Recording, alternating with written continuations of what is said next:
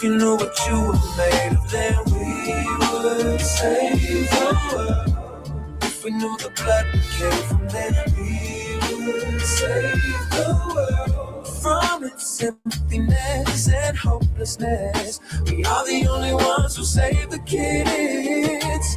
Only we can save the world. The black city's defined, the black on black crime is only a factor to black folk who lack mind.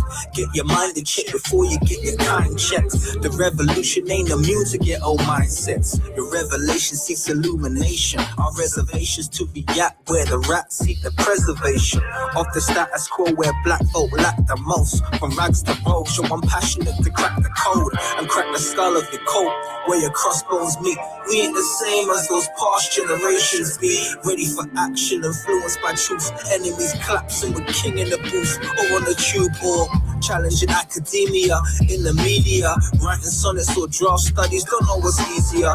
Verse words in first person, I achieve without a curse word or first person. How you do it then? Big house built before my words were influencing. This crowd filled before I killed with the music tick. This our world, and we're the true in them. So I carry this cross like Jim Waits to show you that we will win.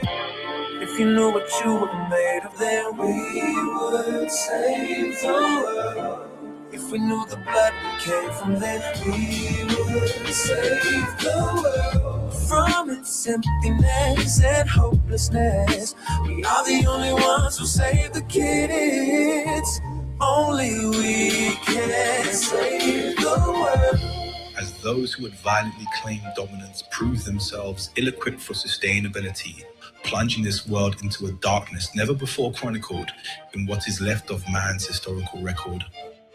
What became apparent was that the remaining swarthy seed of the indigenous, once scorned, perhaps for the sins of their fathers, were in fact the ones in possession of the Holy Grail, the royal blood required to unite our woven species, delivering peace and a unity forgotten to the longevity of our suffering.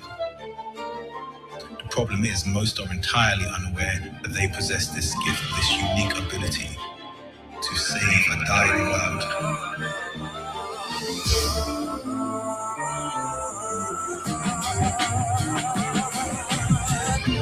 If you knew what you were made of, then we would save the world. If we knew the blood we came from, then we would save the world. From its emptiness and hopelessness, we are the only ones who save the kids. Only we can save the world. You guys could all hear the music, right? I wasn't just like jamming to something that only I could hear just then. I have to be sure.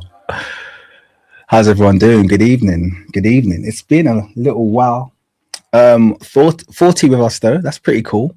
Nice number. How's everyone doing? Hi, Cyan. How's it going? Ifayoma, thank you for letting me know that you could hear the music. Science and inspiration. Trying a few new things. I hope you can see that as well. First of all, camera. I've got the camera on because I've done a bit of an upgrade to some of my back-end software. So now I feel a little bit more confident to live stream the camera because the quality hopefully looks a bit better than normal. So that's what I'm working with there. So that's quite a nice little feature to have a decent quality video. Also having the comments appearing on the screen. They obviously don't stick around for long, depending on how active you guys are with the comments. But yeah, just thought I'd try a couple of new things on today's stream, see how it goes, because I do want to start live streaming more regularly. But I told you guys that I was just kind of working out what's going to work and what's not going to work. Someone said the cam's looking crisp. Thank you very much, Life in Frame Studio. That's good to hear.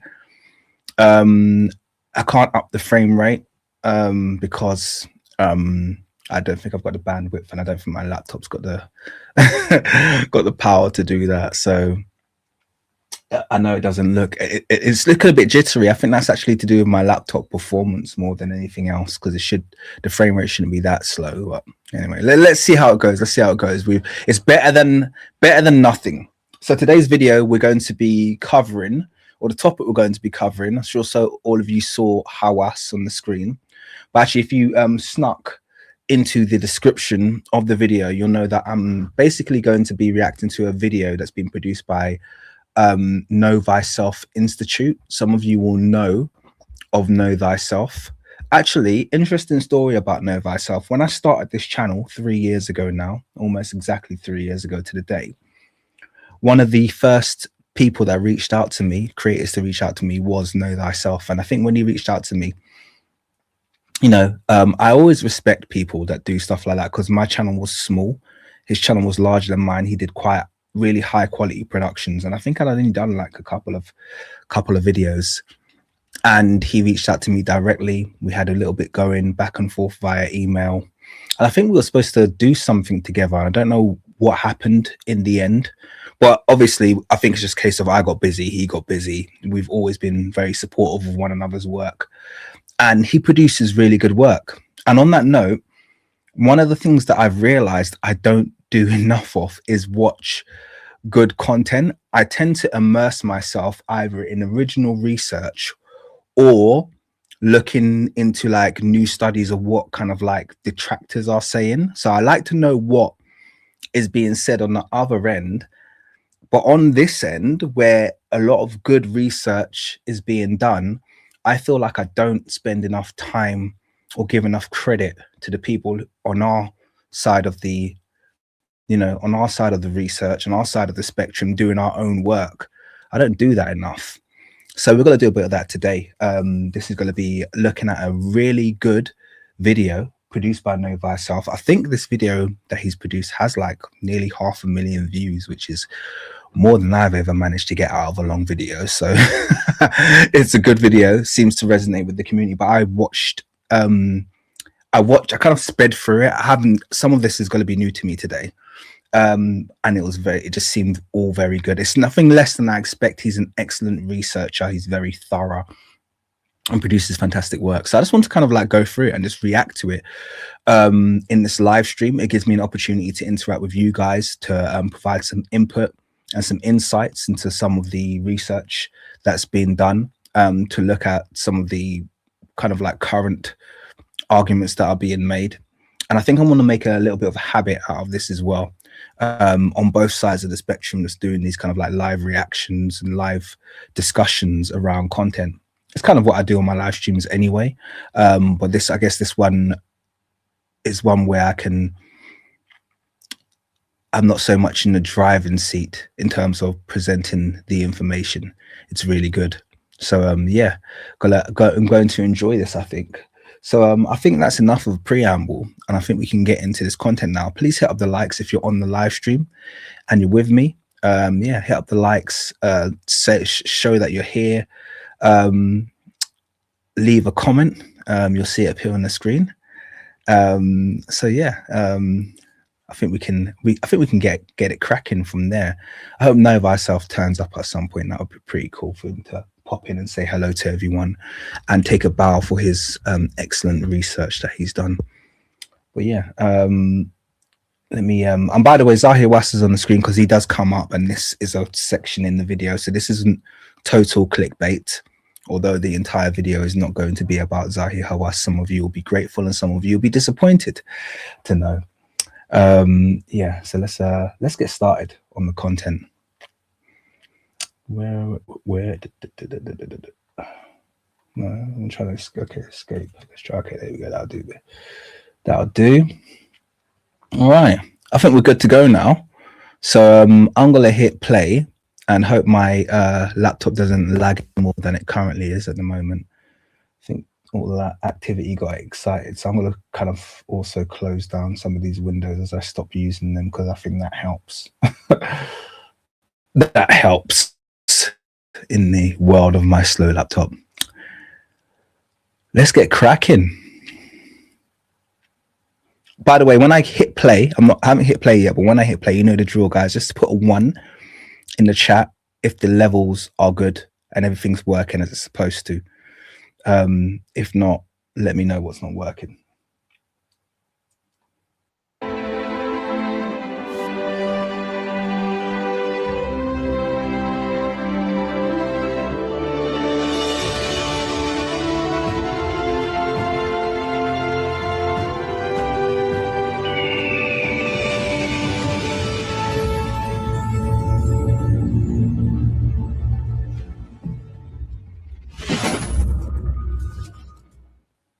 Them introductions there. I ain't doing them intros there.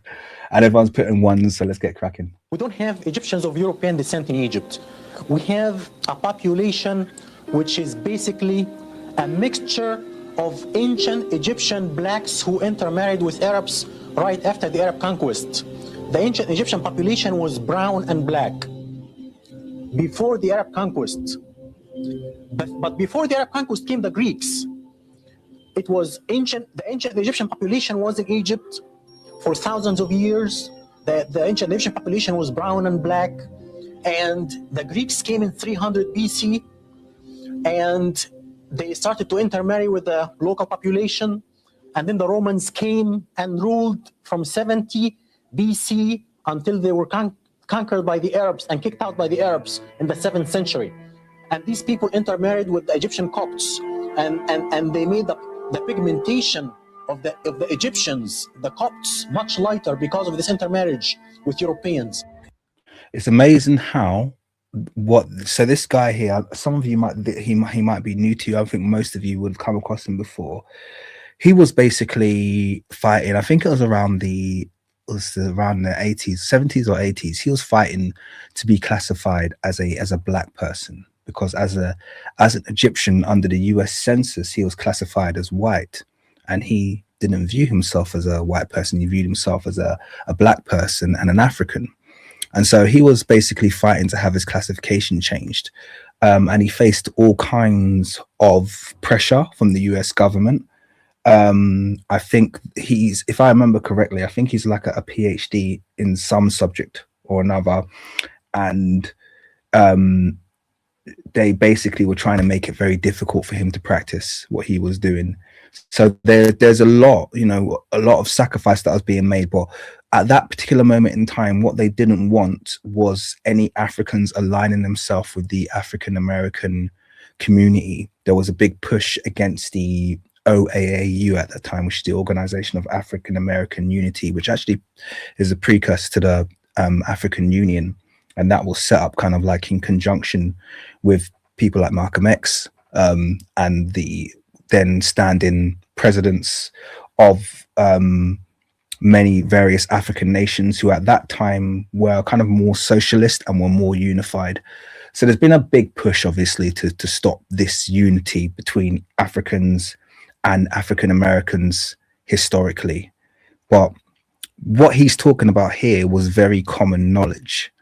So it's no longer regarded as common knowledge. It's no longer accepted, but it's not only common knowledge, but it's common sense. Okay, so it's not only common knowledge, it's common sense that the ancient Egyptians, before the various invasions, were a black people. They were people who were, essentially just there was no way of differentiating them from the other black Africans on the continent, but they were very aware that there had been invasions. And I'm glad he starts from the very start. So he talks about the Greek. Now, obviously, before the Greek, we had the Persian, and we had the Persian. I wouldn't say the Libyan one was a foreign one, that's an African one as well. But we had ones before then. But it really started with the Greek, where we saw that change of demographic.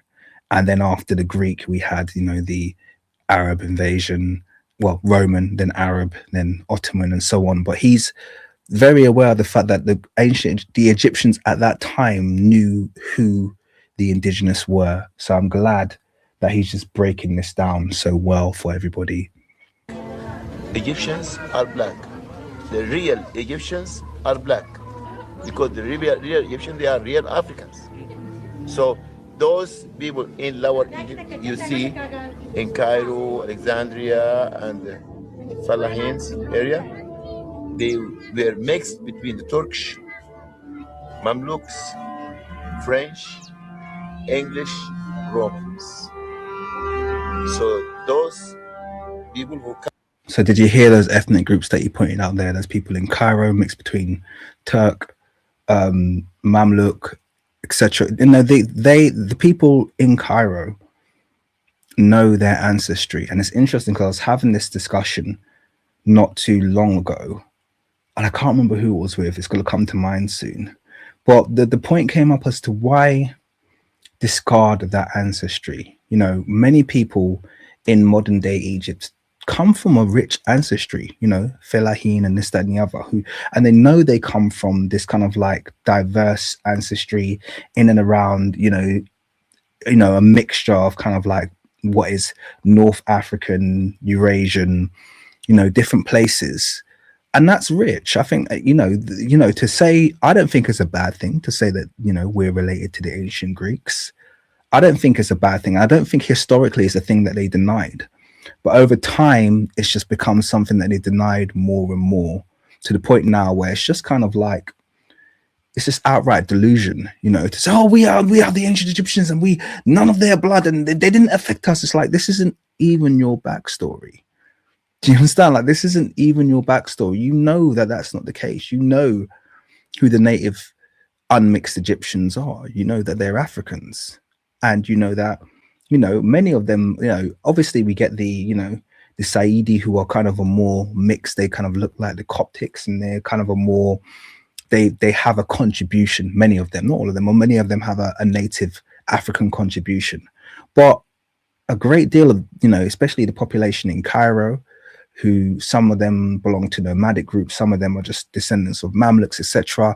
They don't, they know that there's no ancestry there. There's no native ancestry. So it's just very interesting how that delusion has really taken a hold. And obviously it's the job of Pharaohs, and that's what's created this push in modern Egypt to give the ancient Egyptian backstory, give the ancient Egyptian ancestry, give the ancient Egyptian history to every single last modern Egyptian citizen, which is quite sad to see.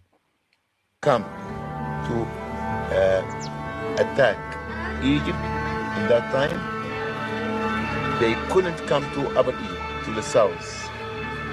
So, by the way, those are the Fayum portraits. I'm not going to linger on that for too long, but the Fayum portraits, it's acknowledged that they are not depictions of Egyptians. And what you're seeing in modern times is real history being discarded for ideology, because they know that the Fayum portraits are not Egyptians because they've got Hellenic names, all of them.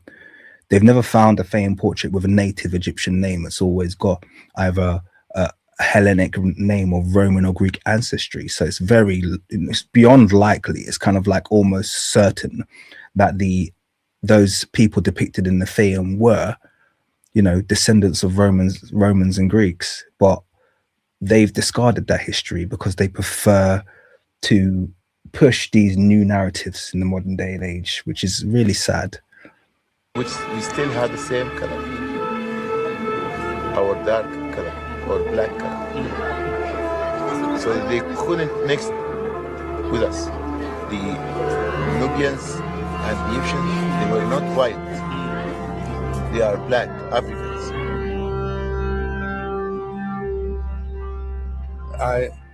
I like to follow the evidence, and to me, I didn't care about which race of humans it was at the time. But you did point out that Egyptian guidebooks that were popular had some very racist descriptions about the attitude of Egyptians toward different racial groups. Yes, you'll see even in current guidebooks, probably a kind of a hierarchical description of the views of the races, yes. To many Egyptians today who probably think of themselves primarily as Mediterranean people, even though they're on the African continent, look down at the idea that a very powerful ancient culture might have emerged out of Black Africa.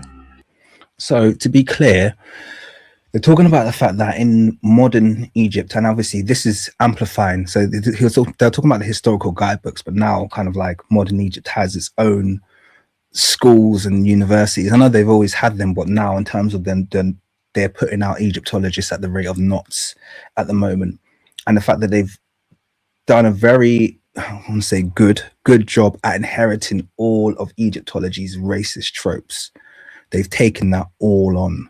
So all of that kind of like separatism that used to be created by Egyptologists to separate Kush and Egypt, the idea of wretched Kush and this over exaggerated, fabricated racial superiority that the ancient Egyptians felt towards the Kushites that isn't a reality. It's just simply an invention of Egyptological and Eurocentric biases. They've inherited all of that, and they've taken it all on, and they've kind of like amplified it. You guys saw in that video when I was in that tomb in Saqqara, and the Egyptologist was like, oh, these are all Nubians, look, you can see the features, and there was nothing that said they were Nubians. They were Egyptians wearing ancient Egyptian dress, but because they had the features of black people, they had the Egyptologists had designated and classified these are Nubians, which they do all the time, by the way. So it's just, yeah, it's frustrating, but this is a reality of the way they are approaching the topic and the discipline of Egyptology in modern times. It's very racist, but none of that is actually taken from research. It's just taken from their own racial biases. Yeah, and it's clearly, obviously, a modern ethnic view or ethnic mindset that leads to that kind of thinking. Not any evidence from ancient history, I don't think.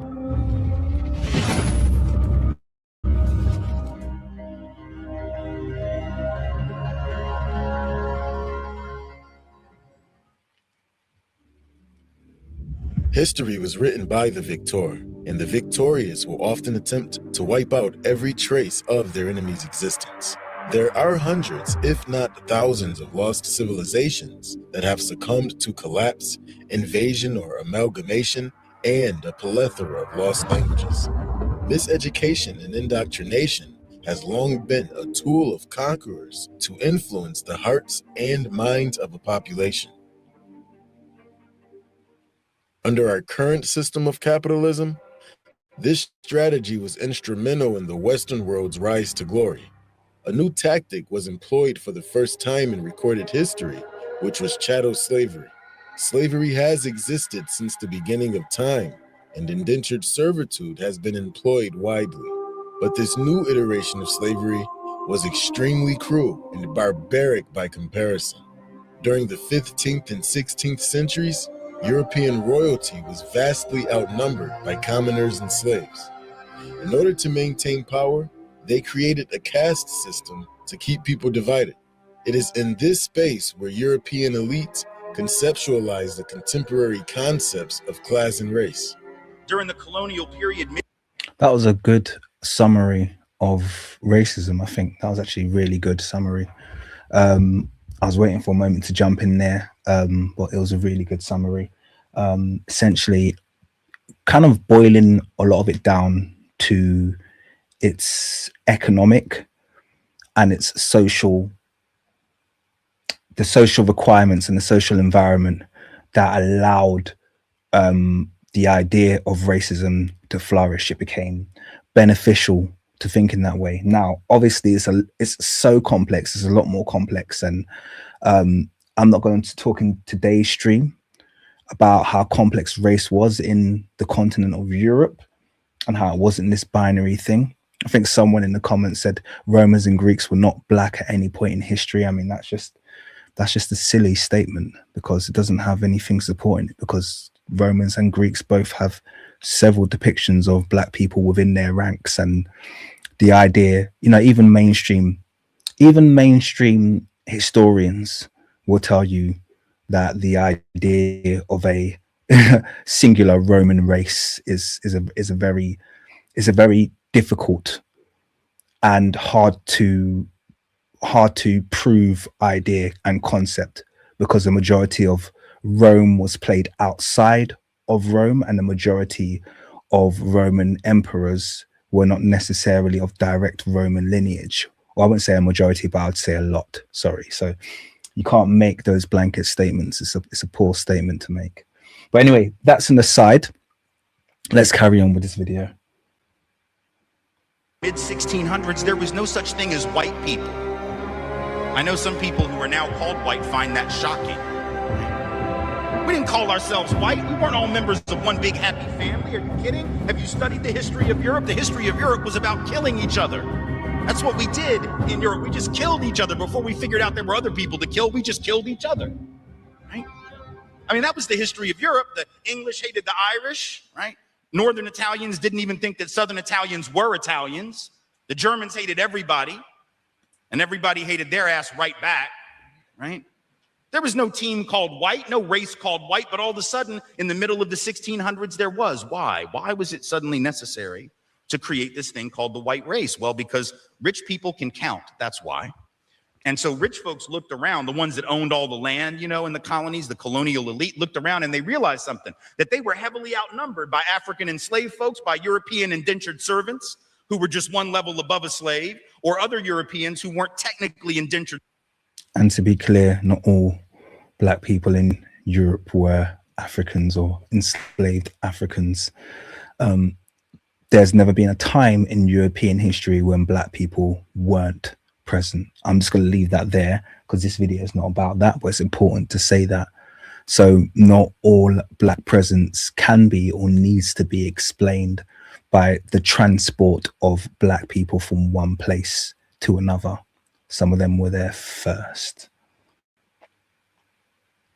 Servants, but they were still peasants, didn't have any money, didn't have any land, and they could do the math. They added it up and they were like, damn, we got to figure out a way to split these folks apart from one another or they're going to rise up and take our stuff, right?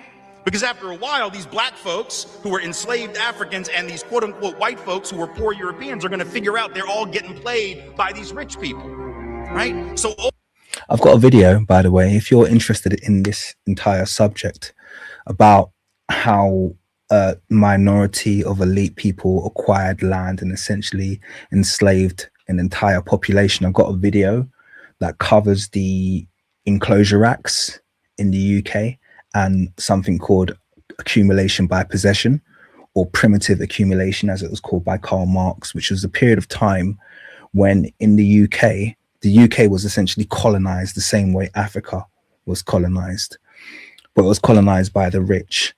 And what was essentially all these places that were called common land or even owned privately by small families were essentially boundaries were drawn around them and they were claimed by the rich, by the parliament. You know, they essentially found a way using something called the UK Enclosure Acts to basically take all of the land in the UK and to privatize it and then force all of those rural communities to urban centers where they were forced to take jobs and work and they could no longer live a life of sustenance from the land itself.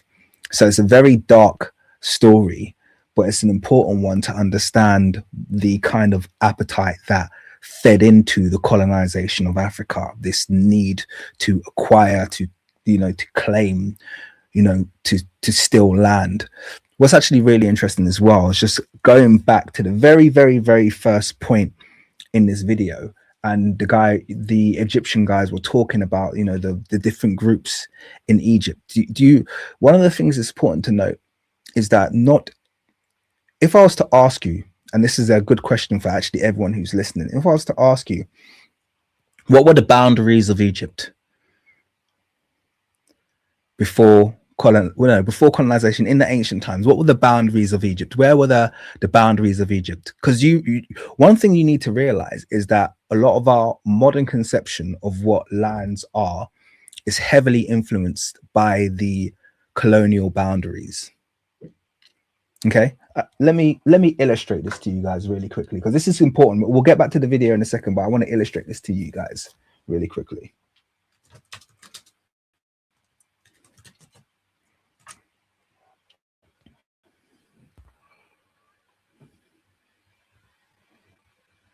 Someone said first to fourth cataract. Interesting. When you just go from the delta, is that the boundaries of what is Nubia or Kush? Or let's have a look. So let's have a look. What I'm going to do is I'm going to pull up a map. Okay, a nice clear map.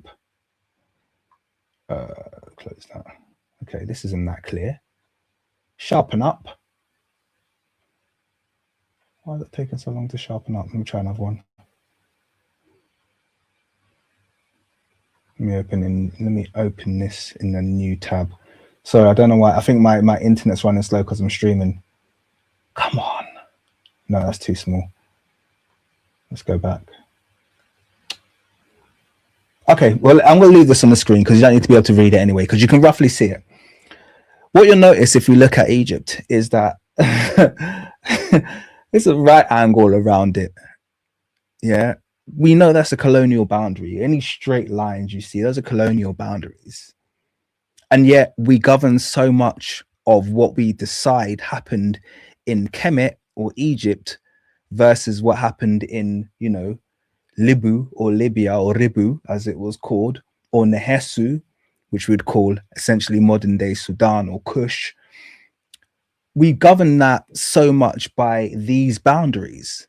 We say if something falls out of this boundary, oh, that's Libyan history, and anything on this side of the boundary is Egyptian history. But is that correct? So once again, I'll ask the question, what were the boundaries of Egypt historically? And I'll give you the answer shortly. What are the boundaries of Egypt historically? Does anyone have an answer to that question? Because what will happen is, let me just quickly get a map of Northwest. Once again, I'm going to put up another map for you. I don't know why my it's not giving me. There we go. Let's get this one. Hopefully, get a slightly clearer image this time. Here, this one will do. Perfect. Please now. There we go. Nice and clear. Beautiful. Let me open image in new tab. Beautiful. Okay, great. We should all be able to see this now. So the reason I'm asking this question, someone said all of Sudan. Okay, so they're looking at, the reason I'm asking this question is because in modern times, I've mentioned this before, we pay too much attention to landmass. Okay, and I really need you guys to understand that we pay too much attention to landmass and boundaries. Okay, so people are like, oh, well, all of this land here. So we find something maybe in the corner over here, and we're like, oh, yeah, that happened in Egypt. Did it happen in Egypt? Did it happen in Kemet? Very unlikely. Because Kemet didn't have boundaries like you think it had boundaries. Kemet had nomes or cities. Okay, it had 42 nomes, and that's what made up Kemet. It was a confederate or confederation of those 42 nomes. That's what Kemet was. So Kemet's history took place along the boundaries of the Nile. That's what made up Kemet. There were cities outside this that are inside modern day Egypt that had nothing to do with Kemet. Kemet called those places, those settlements, those nomadic tribes, Deshret. They weren't a part of Kemetic history. So all of Kemet's history took place along the boundaries of the Nile. All of Kemet's history took place. Let me zoom in because I can see it's a bit smaller in your screen. All of Kemet's history took place along the boundaries of the Nile. Because this is where, and obviously in the Delta region, because this is where the Sepats were. This idea of, you know, something happening out there and then it being a part of Kemetic histories is false. Okay, this was Deshret. In fact, a lot of the lands within the eastern and the western, within the eastern and western desert and the eastern and western Nile was regarded as Deshret, was regarded as foreign. They had a foreign land determinative for most of the settlements in and around here. So this idea of boundaries is really important for us to understand, because we take a lot of, we have a presentist view, we kind of like have this anachronistic perception of history based on these boundaries. And these boundaries were made by Europeans and they can change them whenever they like. They could have drawn this line over here. What if they drew this line from Alexandria downwards? What if there was no line here? What if they just decided that they weren't going to have a separate Libya and Egypt, and they just made this big landmass here, the modern day state of Egypt, from Libya to Egypt? What if that was all Egypt? Would we be finding stuff in Carthage and regarding it as Egyptian history?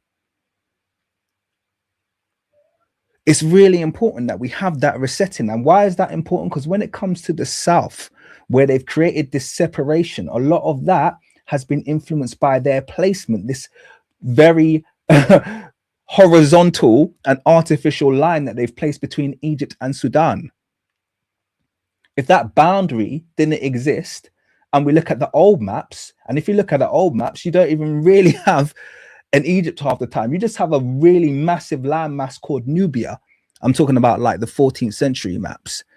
Egypt wasn't even really a thing. Egypt was kind of up here in the Delta region. Just over here was Egypt. And then all of this was regarded as Nubia. Look at the old maps. They'll classify all of this as the Kingdom of Nubia. So we've got all of these modern boundaries dictating the way that we interpret ancient Kemetic history. And they're not a reflection of the reality. So where this boundary exists, there may be no change in history. So it's just important that we have that kind of like knowledge in our mind to say that actually, just because, you know, Egyptologists are classifying everything south of here as being Nubian history and everything north of here as being Egyptian history, doesn't mean it had a historic significance. This is why Abu Simbel is in Nubia, but in every way, shape, and form, it is just an extension, it is just a continuation of a civilization. And we don't know how far south that civilization went, or how far north this civilization called Kush went. This is the issue that we have. Anyway, that's enough of a side note. Let's get back to the video. Ultimately, the rich figure out they got to come up with some way to get somebody in that group on their team. The easiest thing is to get the poor Europeans. In order for this new form of slavery to operate smoothly, they had to completely dehumanize Africans, so they were seen as nothing more than animals. They had to convince the world that they were savages and had no culture or civilization. They did this by creating the myth of the Dark Continent to justify colonialism and legitimize the enslavement of Africans. They created the term sub-Saharan. Before he goes on, because as you can see, this video is just pushing out jewel after jewel after jewel. Know Thyself did such a good job here. But that myth of the Dark Continent, one of the things that my research is bringing me to, and I'm glad Wesker's online here as well, and a few other people know, is that myth of the Dark Continent is probably the most damaging and the most untrue thing that has been expressed throughout history. If people knew, if you guys knew, if I knew what Africa was, I'm telling you right now, it would blow your mind what they stole from Africa. To be very, very clear, without going into too much detail, the operation to change history was called Operation Legacy. That was the operation to change history. That's why it was called Operation Legacy. Those of you who know about a lot of these secret, whatever they're called, yeah, these operations that are kind of like conducted by various Western organizations, the name of these operations is very, very significant. Okay. Those of you who know about Operation Fishbowl know what that was all about. Okay. Operation Legacy was the operation to change global history. And that took place at the end of colonization. Or at the end of colonization. And we got the tail end of that operation, which was the destruction of all texts in Africa. So all texts, all writing in Africa was destroyed. But there's plenty of evidence to suggest that before the text was destroyed, buildings was destroyed. And before buildings were destroyed. So there's been a huge transfer, a humongous transfer of knowledge, of architecture, of writing, and of history from the African continent to the European continent. Okay. And there's massive footprints, massive architectural influence that this video was not about, and I'm not going to go into, but we are getting to the stage now where we can start to share a lot of this research with you guys, proving this and proving the fact that Africa being this dark continent is the furthest thing from the truth. there's a lot of evidence to suggest that Africa was the advanced continent. It was. Now we already have the genetic evidence for this.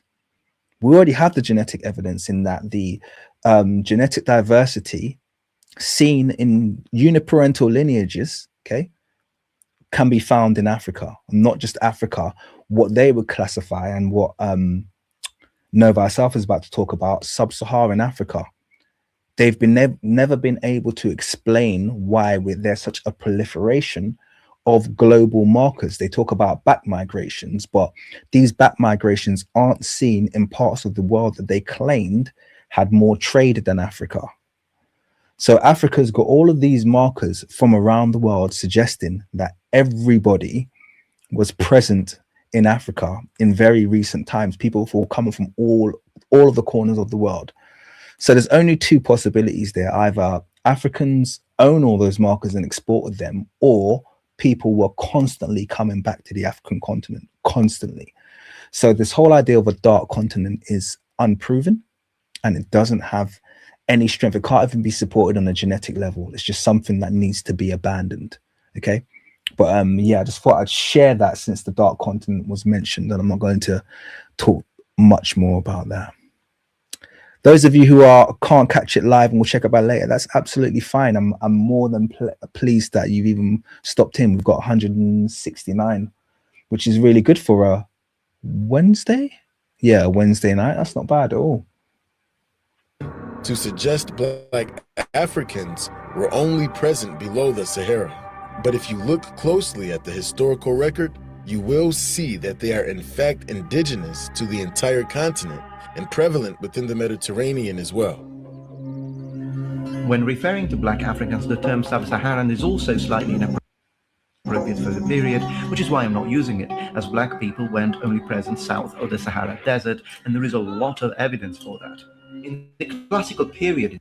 This is quite ironic, isn't it, considering the history between Metatron and Know Thy Self. He's actually, this is 2 years ago, so this might be predating the beef, but this is one of the things that I actually give Metatron a bit of props for. Oh God, did I say 6'7"? I didn't mean to. One of the things I give Metatron a bit of props for is he's always been open and honest about the fact that black people were present in the Mediterranean world in large numbers. So he's never denied that. And there's a lot of historians, maybe he does now because he's a bit on the more right now, but in this video he's been used as a source and a good one to be honest with you. So instead, the Mediterranean is seen as an unifying sea, used and exploited by Greeks and Phoenicians, just to mention a few, to colonize, but also to trade. The Mediterranean Sea is a connection to Africa, not a barrier. Now, because of this, the Cretan world had a documented presence of black people, which we find in the Minoic civilization, and the same can be said also about the Mycenaean world of mainland Greece. We see black individuals in Minoan representations of the Bronze Age, and because of the extreme diversity of representations, musicians, warriors, traders, etc., we can understand that they had entered fully into the Minoan social fabric. And so what's really interesting, I don't know if people have seen these depictions of Minoans, is the indisputable depiction of Minoans are these very, very, very dark black individuals, and the ones that are more dubious are these red individuals who they've, in the reproductions, they've made them look as European as possible. They've given them this kind of like long, flowy European looking hair, and a lot of that is fabrication. The part of these depictions that are definitely not fabrication show very, very much these very black-skinned individuals. So the evidence we have for the Minoan civilization is not a black minority, it's actually a black majority, because we got very little, we haven't got like loads and loads of pictorial evidence of the Minoan civilization. But yeah, there we go. The evidence that we have shows more black individuals than anything else. On top of that, I think he mentioned Mycenae.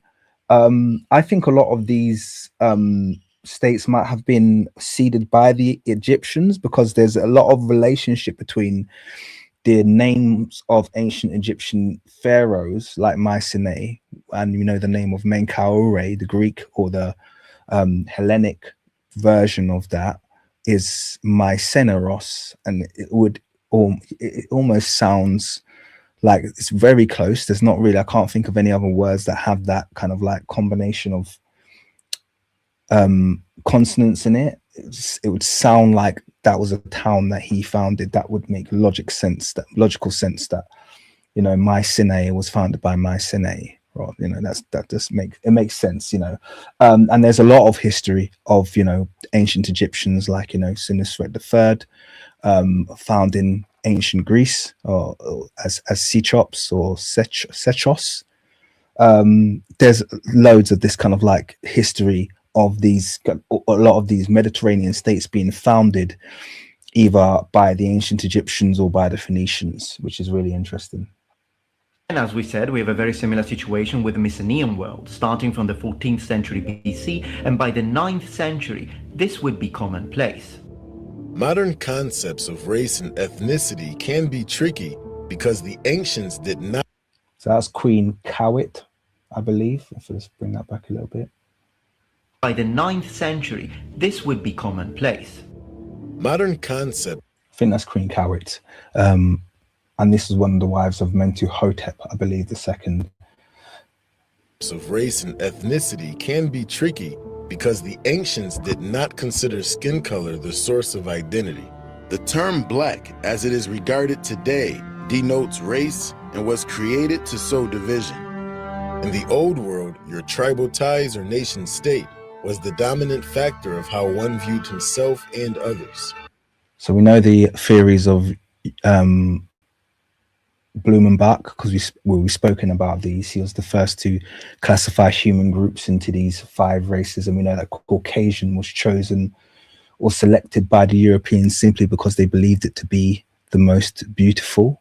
But Caucasian actually denotes a group that's most closely related to kind of like your modern day Eastern European / West Asian. So it's kind of like that group that's on the kind of like around the Black Sea, and that'll be people like the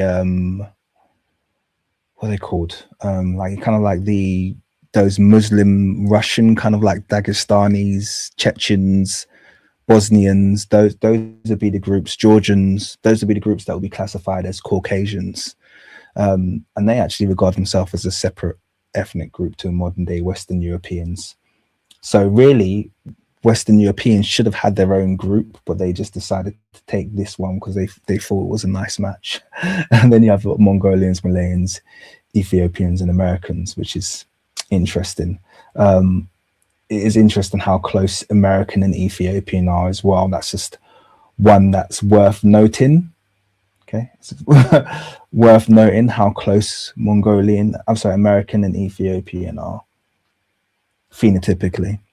Skin color was but a superficial trivia. Darwin essentially suggested that in order to say that a species was subdivided into subspecies, which would be the equivalent of races, that the populations involved would have to be almost incipient species. Okay, so a high degree of substructure. I can tell you that you cannot use the idea of any difference or being able to tell a difference either at the molecular level or physical level as indicative of or requiring the use of the term race. So I say there are populations, but no races, and I'm not the first person to say that. And to be clear, he is, Dr. Cato obviously is entirely right on this. And I got into a really good discussion with an evolutionary psychologist around this point, because especially if you're in the world of kind of like anthropology, when you're constantly looking at these studies and they're constantly trying to say, oh, this person was white, this person was black. And you have to understand the part of the genome where a lot of this stuff is inferred is really somewhat irrelevant. And I think a lot of people miss that. Like, we look at very irrelevant parts of the genome to make these physical distinctions between groups of people. It's not like an important part of the genome. So one of the points, or one of the questions that I raise, is that, for instance, like the genes for lactose tolerance and lactose intolerance across Africa is very much group based, depending on where you evolved. Did your ancestors evolve with these cattle, these African cattle, these Shanga cattle, or did your African descendants not, weren't pastoralists and didn't have the Shanga cattle? And it's often that lineage that's going to decide or dictate whether or not you are, one is, lactose intolerant or lactose tolerant. Okay, now across Africa, that's very random, but it's also very important because it tells you historically about groups of people that not only stuck together but also lived a certain way. So that's quite an important marker in terms of informing a group about, lineage and history. Those genes have got nothing to do with race. Zero to do with race. There's no crossover, there's no overlap with race there. They can just cut right through a white population and cut right through a black population and cut right through an Asian population. So you have anthropologists and particularly population geneticists making all of these kind of important inferences and decisions based on these markers that, aside from telling people, hey, this was your father and this was his father, etc., or these people in this area carry this marker, don't tell us anything else that's informative about that group.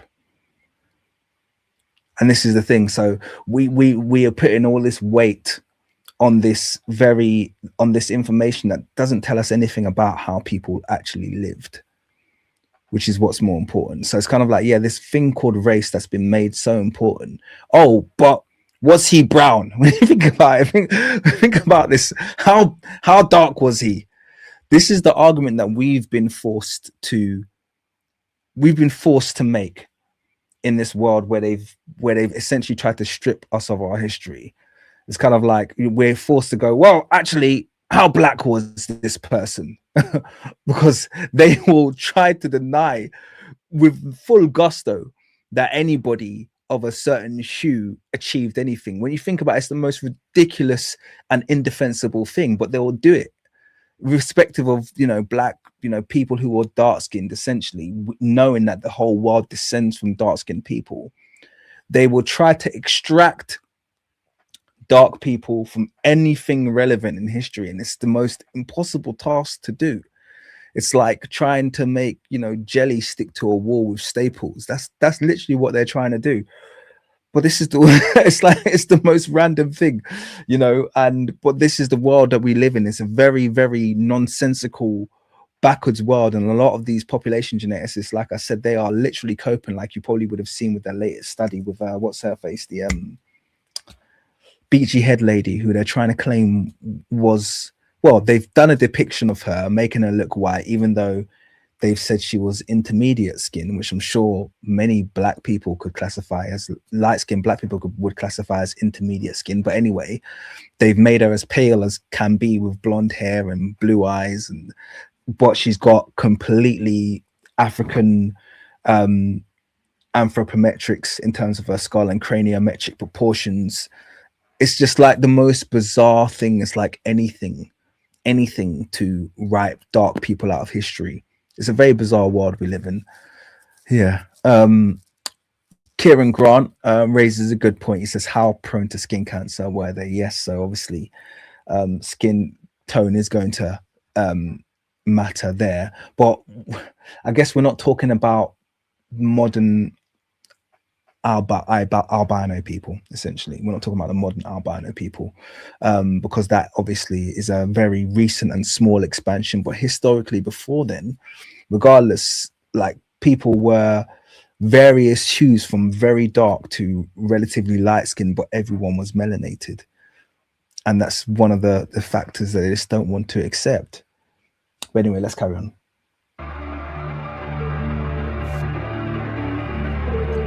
All of these people are connected to each other, and dividing them in a way that implies a level of discreteness that the term.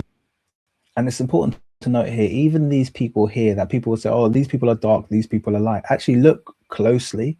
And what you have is very peeled layers. You can see very overtly African hairstyles on these quote unquote light people. And what you can see is actually skin that's been rubbed away. So actually, I'm thinking that these ones were brown and these ones were possibly almost jet black before the damage set in on this stele.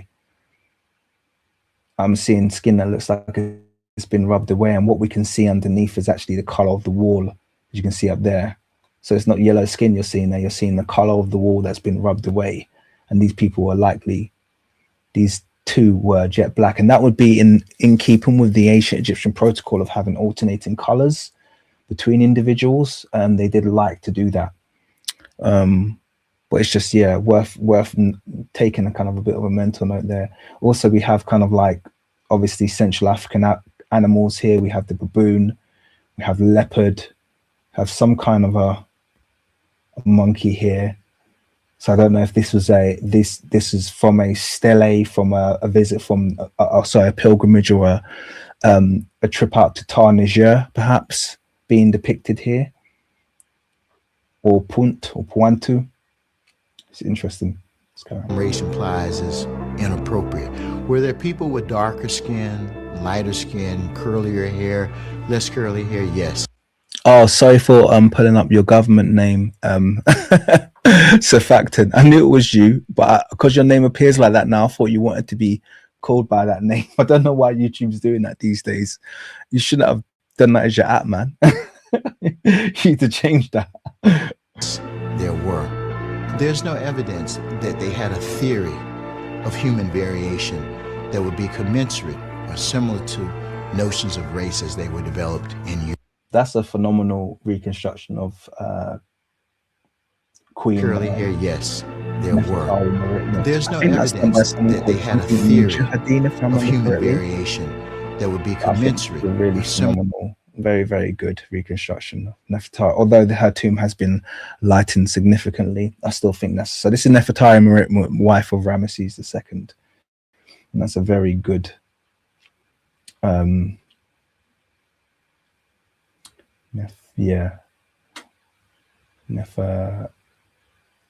Neferi. Yes. So this is Neferi. Tari, yeah, Nefertari, and then it says Mut. Okay.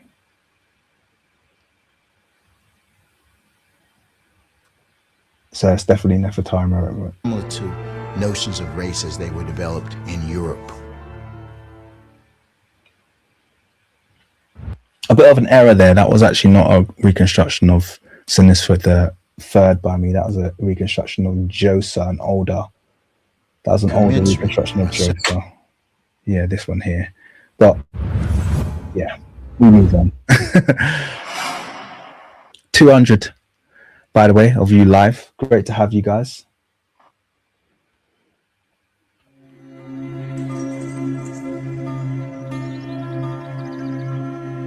When Narmer came from the south, he conquered the Delta region, uniting Lower and Upper Kemet. That's another one of my reconstructions there. We're very happy to have it here. Narmer, I'm sure of you are familiar. Upper Kemet would serve as the political, spiritual, and power center of the nation. Lower Kemet in these times were inhospitable. Now I have to talk about this because this statue is from the Old Kingdom. And this is another one of the very heavily tampered statues. I think this one, if I remember correctly, is in the Cairo Museum. And they really have just had their wicked way with many of these statues. This statue quite clearly was painted a much darker color, and they've completely stripped it. But on top of that, they've also repainted the black. And I talk about this ad nauseum, about how they will reintroduce the black paint. And then that gives you the impression that the faded or sometimes fully stripped statue is deliberately supposed to be painted this pale color. This is an Egyptian. This is a scribe. Okay, this isn't a foreigner as being depicted here. So it's very important that we note that this has been tampered. Some of the features are still there. Look at the breadth and the fullness and the thickness of the lips. Yes, some of this has been tampered, but if it didn't have this little silly moustache painted on it and these, these paints restored in this very weird way, this could very well, I would say, would very well still resemble many Africans in the region. So it's just important that we always remember that and don't get fatigued by their, and it is very fatiguing, by the way. If you go to Egypt, you'll know what I mean. But don't get fatigued by their tampering and start to kind of like, I would say, give up these artifacts to the falsehood that they've tried to present, because this is a tampered, heavily tampered artifact that looked nothing like this when they would have found it. Hospitable, and the delta was but a wet marshland. But in the seasonally dry channels of the Second Cataract, early African farmers learned to manage parts of the river's annual flood. This knowledge would be transferred into Kemet's wide floodplain, giving rise to the early Nakata civilization in Upper Kemet. They used the thousands of years of accumulated knowledge to accurately predict the flood season and transfer the wet marshlands of the delta into the world's most fertile farmland. They would also use... And by the way, a big part of, unfortunately, it's going to be a bit of bad news for you guys, but a big part of the theft of Kemet and the theft of African history is to change, basically invalidate the inundations of the Nile. So what a lot of people don't realize is, aside from the fact that Lake Nasser flooded a huge part of African antiquity and essentially just got rid of that smoke and gun link that existed between Africa and ancient Egypt, so it was done very deliberately. Another thing that it's done is it's completely invalidated the inundations of the Nile. So that lifestyle that connected the native Egyptian population, who still, up until the building of Lake Nasser, lived along the banks of the Nile and still relied on its subsistence and still observed the rituals and the practices of their ancestors, that has been essentially killed now. So what they've done is they've stopped the legacy at that point that Lake Nasser was built. So it wasn't just a case of, as vile as it was, of the flooding of the entire island of Meroe and the entire civilization, far larger. The land that they flooded is far larger than the land of Giza and all of the places that they currently take antiquities from. It was much larger than that. But on top of that, they also killed the rituals, the practices, the culture, which is what we obviously rely on when we're trying to rebuild ancient Kemetic history. We rely on the cultural continuation, the cultural context. Imagine how much more we'd have if they didn't do that. I mean, we've still got enough, I believe, to rebuild a lot of that historical work. And because this is where, when it comes to cultural continuity, this is where they can't compete with the African scholars. They can't compete with the scholars that are promoting African continuity, because you can't deny what is a living culture, what is being practiced currently. And that's why they attacked it with such ferocity, because they realize while this culture lives, while these people continue these historical practices, we will have no chance of claiming this history as our own.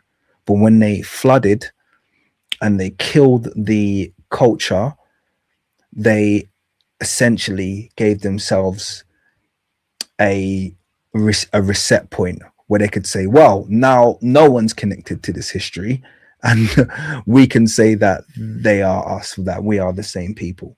And that's exactly what they did. Shout out to Surfactant for the $5 donation. I won't keep your government name on screen for too long, but I appreciate it very much. Happy New Year to you also. Let's carry on. This knowledge to build the Great Pyramids. Their mastery of sacred geometry allowed them to align the Great Pyramids nearly perfectly along the cardinal points, north, east, south, and west, within 1/15 of a degree of true north. Although each was their own nation with its own identity, Temeri, Ta-Netcher, and Taseti were connected culturally, commercially, and spiritually. The cultural exchange between these three Nile Valley civilizations was fluid. The emergence of Kemet was an evolution of African science, philosophy, and agriculture, which seeded the very foundations of civilization.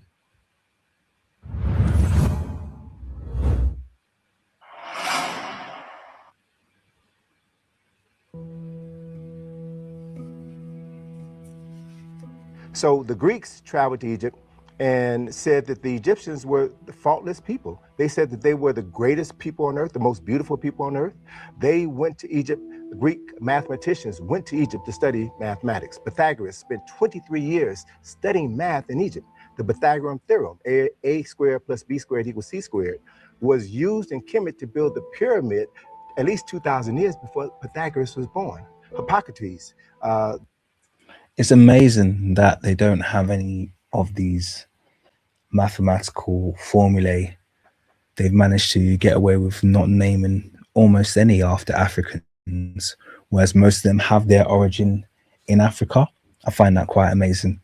And with proof as well, you know, whereas we have a theory in Pythagoras theorem, you know, a theory without any practical outlay, just kind of like, hey, look, it's in this book, read about it.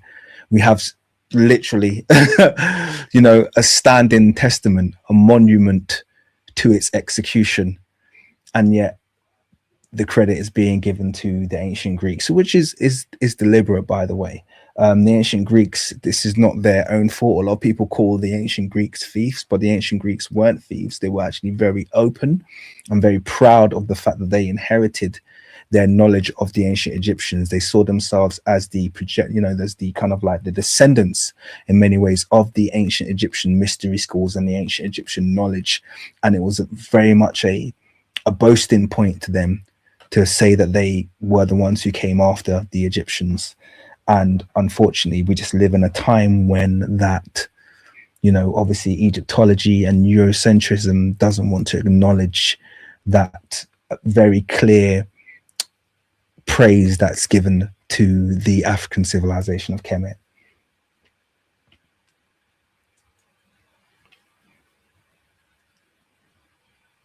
The Greek father of medicine acknowledges Imhotep as the father of medicine. Imhotep was the designer of the step pyramid at Saqqara. The columns that are referred to as Greek columns, you can find them at Saqqara. So the elements of Greek design, Roman design, Greek philosophy, all had their beginnings in ancient Kemet or Egypt. Around 1919, Breasted wrote incredible. There's also a lot of evidence to suggest not just columns or colonnades is a very African, and this will surprise a lot of people, a very African architectural structure. And it's something that we see in the palace at Monomotapa several centuries later, before the Greek revival. So before they find essentially their way into modern European architecture, they're being used on the African continent by African monarchs. And this is into the AD era as well. A lot of people think that this dates back a long time in kind of like mainland Europe, and it doesn't. A lot of architecture that we think is really old in Europe was actually created / moved there in the mid 19th century, and before then they don't have any evidence of building in this manner. They don't use columns, they they revived that. That's why it was called the Greek revival. And prior to that, the only link they had dates all the way back to ancient Greece. So it's kind of important that we know that between then we have evidence of Africans continuing this building style, building with pillars and columns. So it's just important to note that. Incredible book that documented his travels in Egypt and described the ancient Egyptians as dark-skinned people with woolly hair who were not unlike the... And these are obviously the pictures of, you know, ancient Egyptians. They don't show you. Sometimes you get pictures. I think these are either Egyptians, or these could be, Bisharin, who would say, you know, Beja, who people would say are Egyptians, but the more nomadic side, so towards the kind of like desert regions. I'm not sure which of the two these are because it's very hard to tell them apart sometimes. The Nubians who live in Egypt now.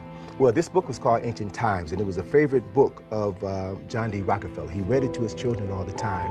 And then Rockefeller decided to fund Breasted, gave him $1.5 million to establish the Oriental Institute at the University of Chicago. But he also had caveats with that contribution, in that in the second edition of Ancient Times, which was published around 1935, Breasted removed all references to the ancient Egyptians as being dark-skinned people. And he added a new chapter where he said that they were members of the Great White Race.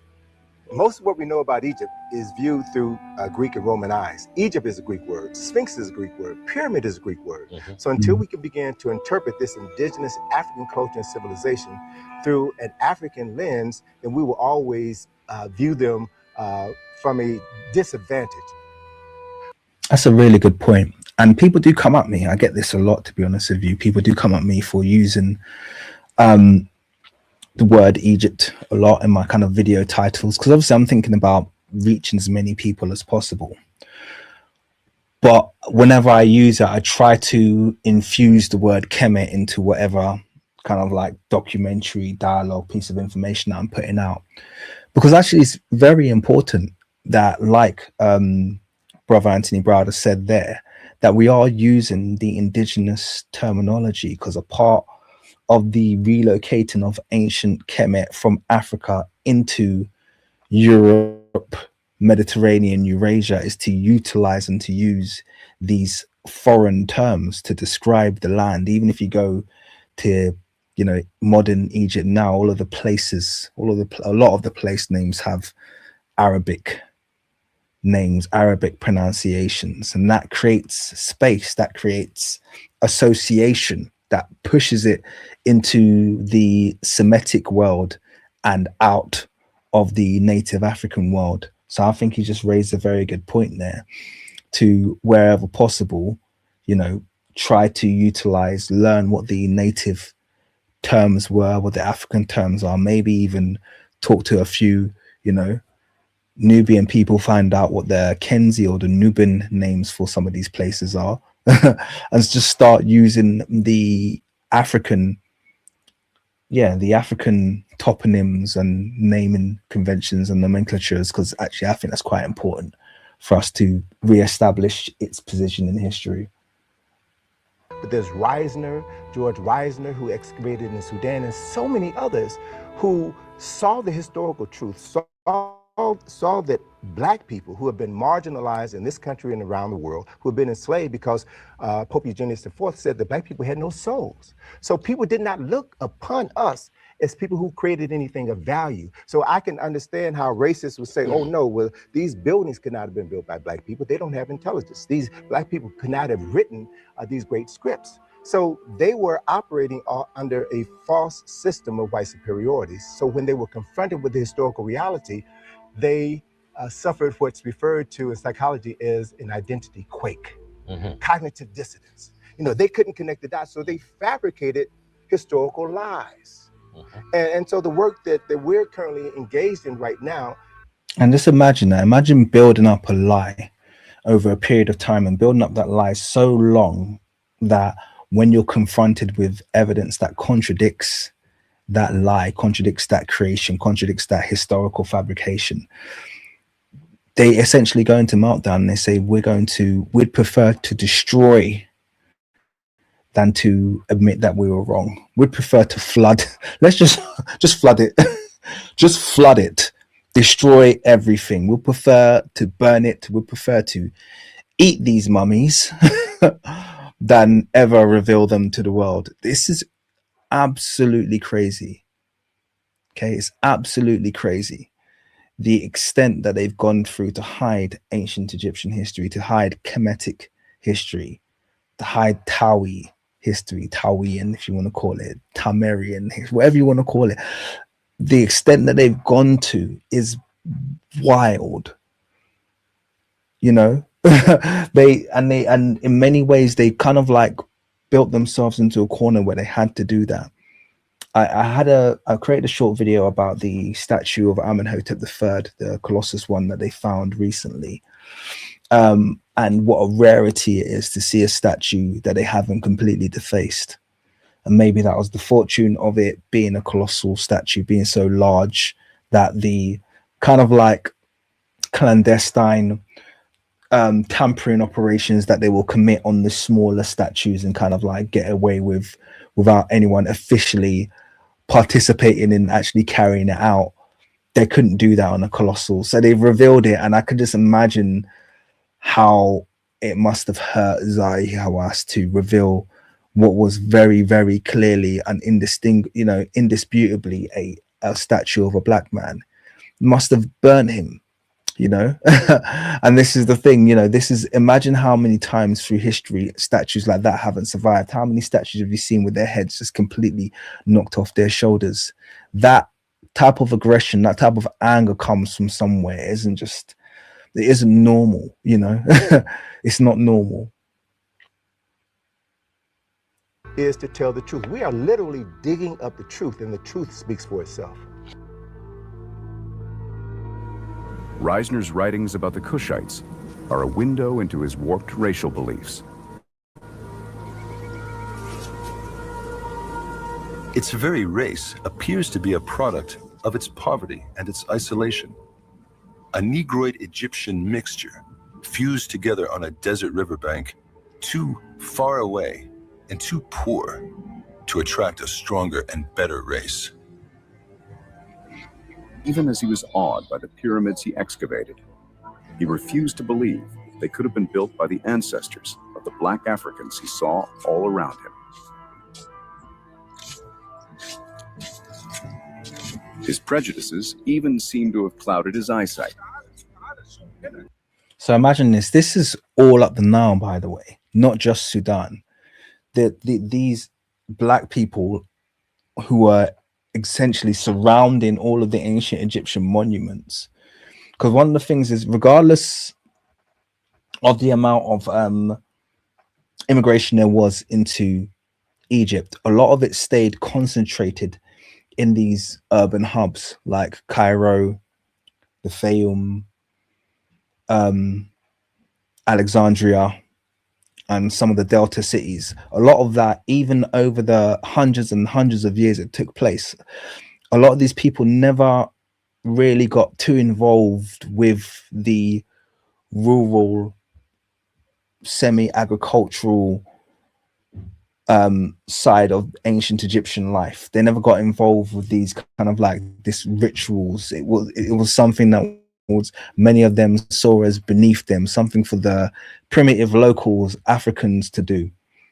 But these people were also the people who were surrounding the ancient monuments, still utilizing the ancient monuments. So when you have this guy, and he's not just seen in Sudan, obviously that Sudan has more pyramids than, but it's all the way up the Nile, all the way up to Egypt. All of the people surrounding the monuments were still these dark-skinned Africans, these black Africans. And the arrogance of the European, who, by the way, historically, before the translation of the Rosetta Stone, discarded the ancient Egyptian civilization as being a primitive African civilization, until they were able to translate the Rosetta Stone, and then they went on a stealing fest, you know, a theft fest, and dug up everything they could, because they realized that these were essentially the originators of thought for the Mediterranean world, and hence all of Europe got all its knowledge. It all begun in this land. But it's just, you know, bizarre that they'd be so arrogant to be in front and surrounded by these people and say, these people can't be connected with this. They can't have anything, you know, they're doing everything that's seen on the walls, but it's not them. It must have belonged to us. That's not, I don't even think that's denial. That's just delusion and, you know, refusal. That's what that is. In 1916, when he discovered beautiful black granite statues of the great Kushite kings, he argued they were not real likenesses. Instead, he proposed that the kings and the builders of all the Kushite monuments had actually been light-skinned foreigners.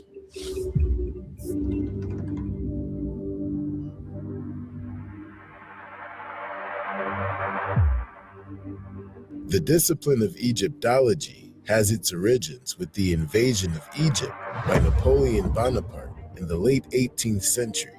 Napoleon's army would defeat the Ottoman Empire at a time when European colonism was nearing its zenith. The Ottoman Empire, also known as the Turkish Empire, rose to prominence in the 12th century with the help of the Mamluks. The Mamluks, which translates to one who is owned, were an Eastern European population of slave soldiers who overthrew their rulers and came into power. And that's one of the reasons why modern Egyptians, many of them don't want to accept their obviously Mamluk ancestry, because the word Mamluk literally translates to slave. It means one who is owned. And here's what's really different. A lot of these words that they give to black people and use as a derogatory term, and they say it means slave, doesn't actually mean slave historically. So a lot of these words like Abid and Sudan and this, that, and the other, none of these words historically mean slave. They're all ethnonyms that date back and have endonymic origin. You know, they meant something within the language, often something that was much more, you know, grand. The word Sudan, I believe, comes from Sutan, which was basically the south, or in the term Nesut Beatties, Nesut is actually Sutan, which is where the word Sudan likely comes from. Okay, which essentially signified the southern part of the single ruler or of the two lands. But that now, if you look at it now, they say, oh, it just means black. You know, it just means black, and you know, it just means, and then over time it becomes a derogatory term. But here we have a term in Mamluk that actually translates to one who is owned, and this is a term used for their ancestors. And it's important. This is one of the reasons I teach this so heavily about the Black Sea slave trade, about the slavery from Eastern Europe into Northern Africa, Northeast, Northwestern Africa, being the major contributor, beyond all. Obviously, the Ottomans did a lot with the Mamluks, but remember, this is a historic slave trade that goes back, you know, predating Herodotus by at least 500 years. So this is a slave trade that lasted for 3,000 years and ended after the transatlantic slave trade. The transatlantic slave trade actually ended 30 years before the Eastern European slave trade. So these people, the Slavic races and the Mamluk races, the Turkic races, all these races kind of like bordering around and in and around the Black Sea region. This Black Sea slave trade is the most historic, longest lasting slave trade in history. And it had such a massive effect on the demographics of populations, but particularly in Egypt. For those of you who know, I read the quote by Hannah Barker, which proved that Cairo was the biggest importer of slaves, and Cairo's got most of its slaves, and vast majority of its slaves, from the Mamluk territories, vast majority. And they were doing that for hundreds of years. So it's important to know, they know where a lot of this ancestry comes from.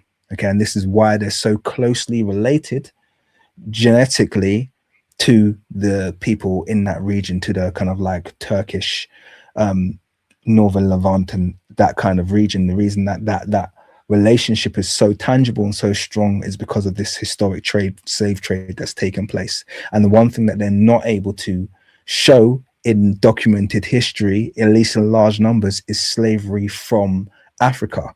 Because when they say things like, oh yes, Egypt was taking loads of slaves from Africa, and they ask them the question, where from? And they'll just, probably Ethiopia. Guess again. There's no documented slave trade from Ethiopia. That's modern. Okay, you might get some modern kind of like servants coming from Ethiopia, but historically, Egypt taking slaves from the Aksumite Empire. Try again. Where do you think they got the slaves from? Sudan. Guess again. Sudan kept its self-sovereign far longer than Egypt did. Okay, and they weren't able to conquer the Sudanese. So where did they get their African slaves from? Mali. Okay, yeah, we should just call it a wrap here. Yeah, you're not getting your slaves from anywhere in Africa during that time. Africa's kingdoms were far stronger than Egypt at that moment in history. That's why Egypt was getting all of its slaves from the Black Sea region and from Eastern Europe. The only time Africa has been weaker is since the the years leading up to the colonization. So would say from the fall of Cordoba, like around 1492, when the last Moorish kingdoms fell to the full colonization of Africa in 1884. That's the period of time when Africa was increasingly vulnerable. Prior to that, please do not talk about large-scale slavery from Central Africa into Egypt, because the one that's documented is the Eastern European slavery. That's well documented. I think the only one that people will mention is the Zanj slave trade, but then we don't have the genetic signature of people from that region in modern Egypt. We don't have the genetic signature. So whereas you might have the documentary evidence to some extent, because the Zanj slave trade has been overblown, it's not supported genetically, so even that can't be supported. So this is the problems that they have when they try and make up these kind of like all Africans were slave nonsense. It's not supported. The one thing we do know is Eastern Europeans were slaves, and that's supported anthropologically, genetically, and historically. So just that's to be clear. In 1798, Napoleon led the French army into Egypt, swiftly conquering Alexandria and Cairo. The Battle of the Pyramids marked the beginning of the end, 7 centuries of Ottoman and Mamluk rule in Egypt. When Napoleon invaded Egypt, he brought along an army of scholars whose studies during French occupation became the foundation of Egyptology. This field of study was employed to promote the idea of European imperialism. Jean-Léon Gérôme's painting, Bonaparte Before the Sphinx, captures Napoleon's instinct that the glory of ancient Egypt could be harnessed to exalt French colonial power.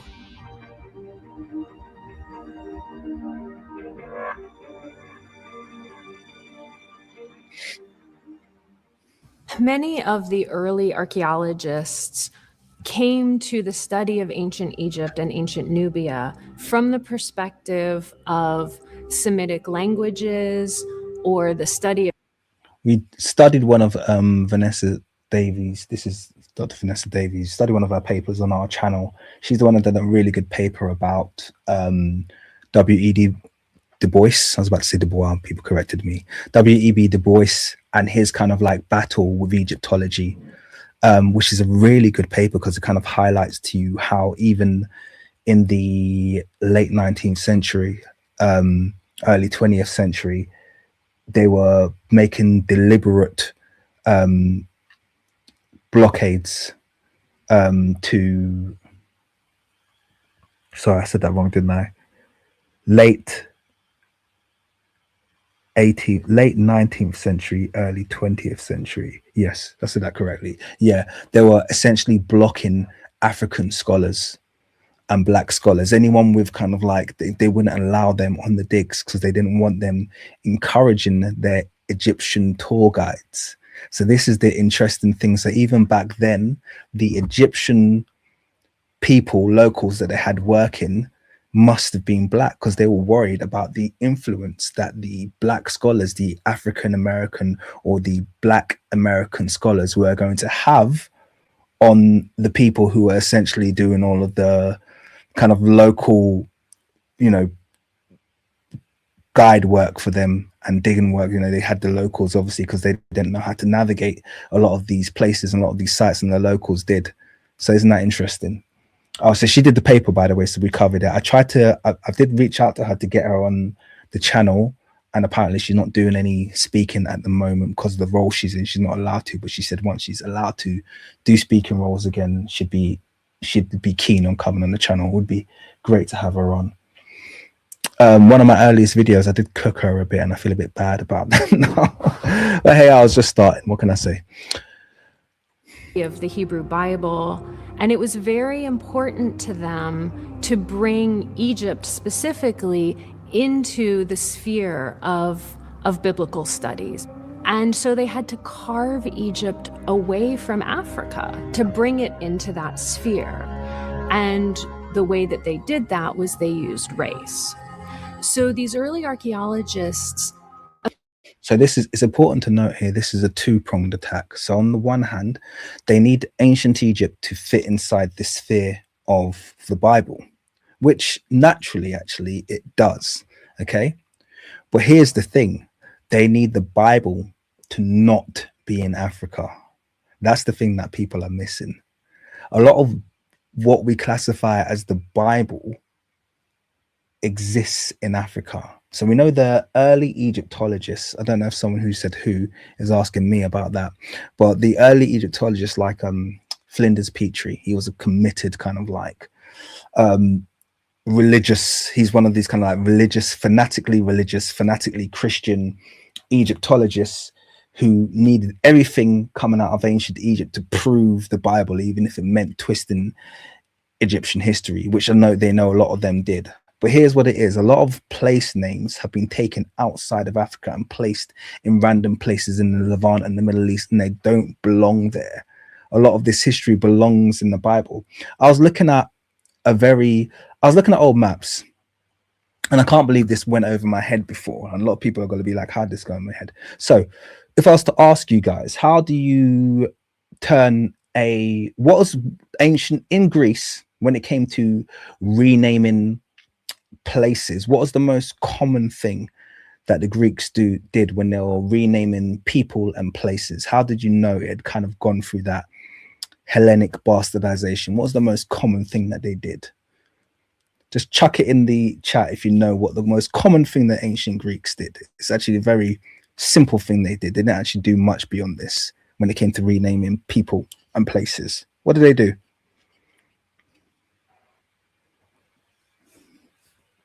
I threw that out as a question. I know there's a little bit of a delay, but I want to see if anyone comes back with an answer on that. What's the kind of like the most common form that, you know, something's gone through a Greek bastardization? Being the fourth, fifth on the list. Okay, no one's answered it yet. If no one answers it in the next 10 seconds, I'm going to answer the question myself. Interpretatio Graecae. Yes, but I'm looking for just a very simple answer. Greek name. Okay, how do they do that? What do they do to make it a Greek name? Because they didn't actually, I realized they didn't change it that much. Often didn't change it at all, but they did something. Okay, so someone said something Akos, Hellenization. The main thing that they did, which most of you probably picked up on, is they normally added an S. That's normally it. It was just adding an S. That was like normally the extent. And often times the difference that we have between ancient Greek versions of names, it's not always the case. A lot of time they did do a lot more change, but for a majority of words, it was just adding an S. And a lot of time the difference we have is that we are reading the names incorrectly. Wildflower did say, yeah, they add an S. Yeah, we're reading names incorrectly. Okay, so when we see a name like Mycineros, for instance, from Menkaure, we're like, oh, his name was Menkaure. It's like, how do we know his name's Menkaure? Because Egyptologists have told you this is how you read a name. And actually, the way I read cartouches, and all I can only read like pharaohs' names, I can't really do much beyond that, is that they wouldn't. In ancient Egypt, one of the things I've realized is that when it came to what we classify as the phonetics, ancient Egyptian rules for writing names, when relating it to African languages, I realized that sometimes any glyph could be used as a as a phonetic. So for instance, we'll see, let me give you an example. We'll see the Nefer glyph, which is that kind of like that kora, the African guitar instrument. Okay. We'll see and we'll say, every time we see that, we'll say that says Nefer. Okay. Whereas when it came to ancient Egyptian or Kemetic or Medu Neter, when they wanted to say Nefer, they would use, from what I've seen, particularly in names, they would use the phonetic complements. So you'd know it says Nefer because it have the Nefer glyph, but then it have the Cerastes, which is the horned viper, to give the F sound, and it would have the open mouth glyph to give the R sound. So those three glyphs in combination would say that says Nefer. So if it has the Nefer glyph and it doesn't have the other two glyphs afterwards, it might just say Ne. It might not say Nefer. So if we see a name, we're like, oh, that's Nefertari. Actually, without the phonetic complements, it might just say Netari. Do you understand? So the reason I say that is because some of these ancient Egyptian pharaohs have really long names. People are like, that's her name was Neferratan, or no, it might have just been Nene-Aten. Yeah, but we're saying the full thing because Egyptologists have told us that's the rule. And actually, if you compare it, one of the ways you can get to the closest name is actually, if the ancient Greeks have mentioned a certain ruler, take their version of the name and see how you can construct that with the hieroglyphs. And a lot of times you can. Okay, a lot of times you can actually construct the names using the ancient Egyptian hieroglyphs. Now, sorry, I've gone off on a whole rant. The reason I said all of that is to say this. There's a river in the Bible, okay, that's mentioned in Genesis. There's two rivers. Both of them are in Africa. Okay, they are the Tigris and Euphrates. If you take away, they'll tell you, Egyptologists will tell you the Tigris is in the Levant somewhere. Okay, it's in Iraq, it runs through Lebanon or some nonsense. Take away the S from Tigris, what do you have? Ethiopians, please tell me. What do you have when you take away the S from Tigris? You have Tigray, which historically is one of the biggest populations in Africa. And actually there, if you look, and you can look at 15th, 16th and 17th century maps where the Tigray people, thank you, people have all jumped in. Yeah, where the Tigray people, you can see them in Central Africa. So they've actually migrated somewhat towards the east. Okay, but they're in Central Africa, and they're very much, even in and around the Blue Nile to the Congo region, you can see there was Tigray tribes. Okay, so the Tigray has got nothing, the Tigris has got nothing to do with the Levant. Okay, it's got nothing to do with Lebanon. Okay, it's in Africa. And actually, so was the Euphrates. So these rivers that are mentioned in Genesis are all in Africa. And I say this to say that a lot of the biblical events that took place are in Africa. Okay, a lot of the biblical events are in Africa, but you can find them if you look for them. A lot of people are doing that research at the moment. I didn't want to sidetrack too much. I just want to jump on that because it was mentioned here. And this is the two-pronged attack that they're doing. The one thing they're doing is they're making ancient Egyptian history fit biblical history. But the second thing they're doing is they're relocating ancient Egypt, sorry, the Bible and the Bible's events out of Africa, and they're moving it into Asia, moving it into the Middle East. That's what they're doing. And this is why African got completely renamed. All the African places got their names changed, got their names jumbled up, or removed completely. Certain places, when they had their names completely stripped, is normally because they had some kind of biblical significance. But I think that there's a lot of evidence and a lot of people doing research. This is my personal belief, by the way, now, because I'm not presenting anything to you guys in terms of sources, so you can throw it away if you want it. That's totally fine. But my personal research that I've been looking into is that a lot of biblical events took place in the African continent. But that's a whole nother discussion that we could go into. Effectively made ancient Egypt white in the sense that they made it part of a dominant Western culture, and ancient Nubia was separated from that. It was black. And this was how they took Egypt out of Africa and put it into this Semitic sphere, this biblical sphere. And so it's imperative that we go back and continually reassess the things that we take as facts. Western academia's anti-African sentiment has contaminated the fields of Egyptology and anthropology. From their very inception, these institutions have been rooted in racism. In 1912, German archaeologist Ludwig Borchardt discovered the famous bust of Queen Nefertiti in a region of Egypt called Tel El Amarna. It would later be unveiled to the general public in 1923 at the Egyptian Museum of Berlin in Germany and became the standard of beauty and a cultural symbol for Berlin and Egypt. So shout out first of all to Trill Black, who's got a fantastic documentary about the bust of Nefertiti. If you haven't seen that, I suggest you watch it. I've actually been in production of a long documentary, I think I mentioned before, that has taken forever for me to do, and I will release it at some point and get it finished. But the bust is fake. Thank you very much, Aphrodite. It's absolutely fake. And I tell you, there's many smoking guns, but the evidence suggests that, in fact, we have all of the evidence that the bust is fake. It's not even like we need to be there needs to be any question marks. The bust is absolutely fake. But when we say the bust is fake, it doesn't mean the bust didn't exist. The bust existed in some format, but what they've created is fake. It has a limestone core. So what evidences do we have? Well, first of all, I don't know if anyone's ever done, but this bust and another one were found side by side. So we had a bust of a bust of Akhenaten and Nefertiti found side by side. I hope I can find the old original pictures. So I'm going to say Akhenaten bust, Footmost workshop. I'm going to hope that I can find this to show you this really quickly. All right. So the evidence is actually just all around us.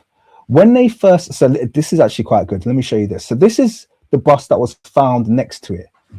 Now, what you'll note, I'm going to just quickly open this up on a new tab because this is really important to show to you guys. Yeah. This is the bust that was found alongside Nefertiti's bust. Okay. Now, as you can see, guys, it's in a state of disrepair. But I want to just zoom in and show you guys something. Yeah. You see his lips here? That's not how they found this bust. Okay. When they found this bust had no lips, and we have images to prove that, but I want to try and find it. This has all been added. Okay. So I'm just going to quickly hope I can find it. In fact, let me, I wonder if I do one of these searches, I can find it.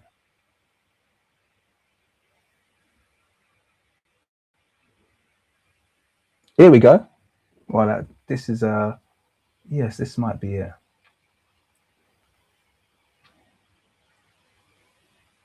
So I wanted to show you this because this is important, so you kind of see what kind of a state it was in.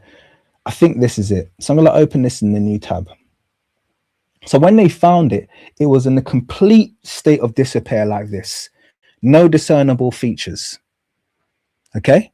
No discernible features. This is how they found it. It was completely, I think even this part has already been rebuilt. So this part of the face is also rebuilt. So when they found it, it was just literally kind of like a couple of limestone lumps. But now it looks like, where's it? Sorry, where's it gone? Now it looks like this. Because they got partially through this one. They were going to do the same thing with this one as they did with the other one. Do you understand? Both of these busts have a limestone core, and this is the kind of like the be all and end all. You don't even have, there's not even like a discussion to be had about the fakeness of these busts. I was going to save this to documentary, but I'll just tell it to you now.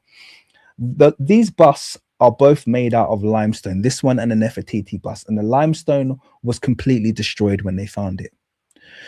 The top layer that you can see over here is not limestone, because limestone obviously is a is a hard stone. It's not malleable. You can obviously carve it, but you can't make it. This is plaster. Okay, so this mold they've put on here is gypsum.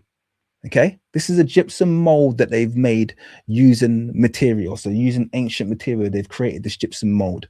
How do we know it's fake? How do we know it's fake? It's very, very simple. The reason we know it's fake is because ancient Egyptians didn't build statues from gypsum. There's a grand total of 0 statues in ancient Egyptian history that are built from a combination of limestone and gypsum. Grand total of 0. The only ones that can be found is this bust of Akhenaten and the bust of Nefertiti that have a limestone core and a gypsum top layer. The only things that gypsum was used for was 1, on stele walls to make them easier to carve, and 2, occasionally on top of wood. So there's a couple of kind of like wooden artifacts that will have a gypsum top layer. Ancient Egyptians were very, very proud of their monolithic culture, i.e. taking single pieces of stone and creating hard stone, by the way, not soft stone. So they wouldn't use sandstone, single pieces of normally marble, limestone, granite diorite, and creating artworks. That's how every single statue in ancient Egypt has been made. The only ones that have a limestone top layer are the bust of Nefertiti and this bust, because they are fakes. Okay, this is how they found it. This is what it looks like now.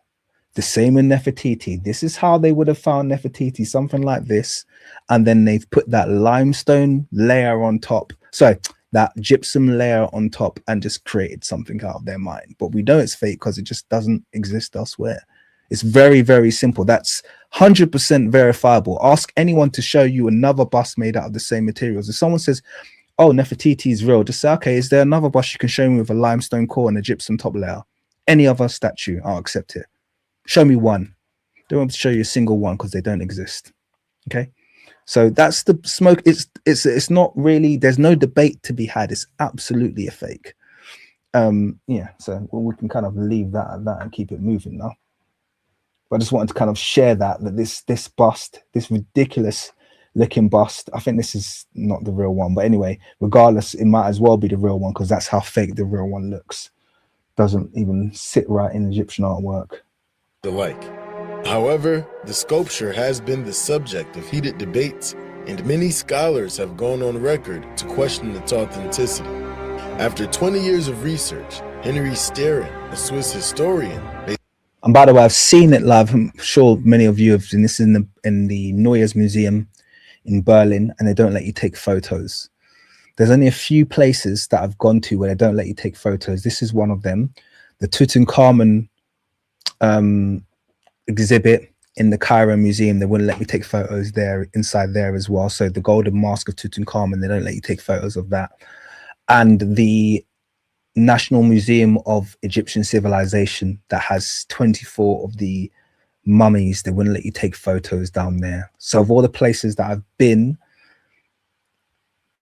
in Europe and in Egypt, and in, you know, these are the only places that don't allow you to take photos. And it's interesting that, you know, they don't let you take photos of the bust of Nefertiti. I wonder why, because everybody knows that if, you know, it doesn't take a genius to realize how fake this bust is.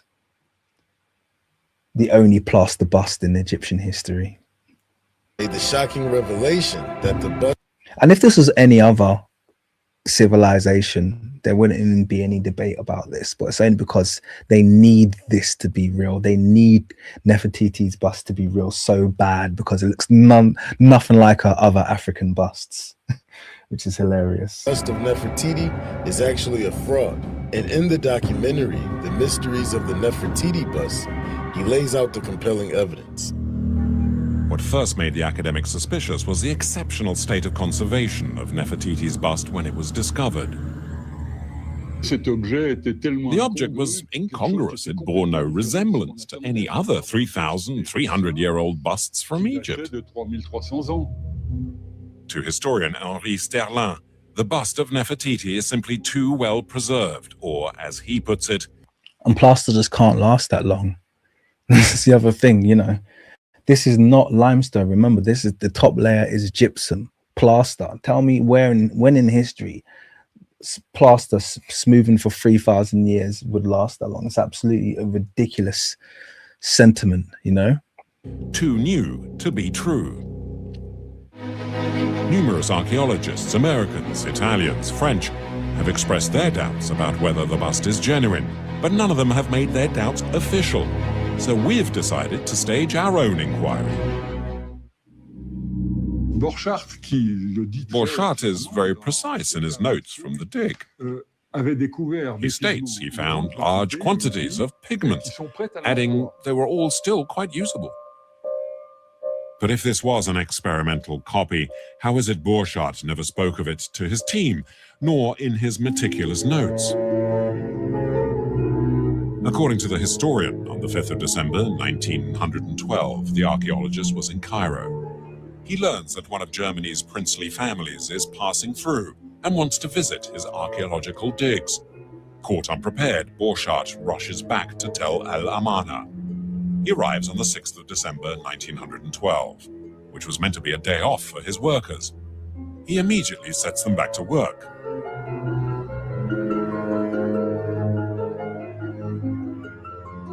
Later, he proudly shows their highnesses the fruits of his labor. In an excess of zeal, one of the dig foremen, an Egyptian called Senussi, disappears briefly during the visit, then returns with a bust of Nefertiti. The royals are delighted with such a masterpiece, and a photograph immortalizes the moment, leaving Borchardt apparently no time to explain it was a copy and not the real thing.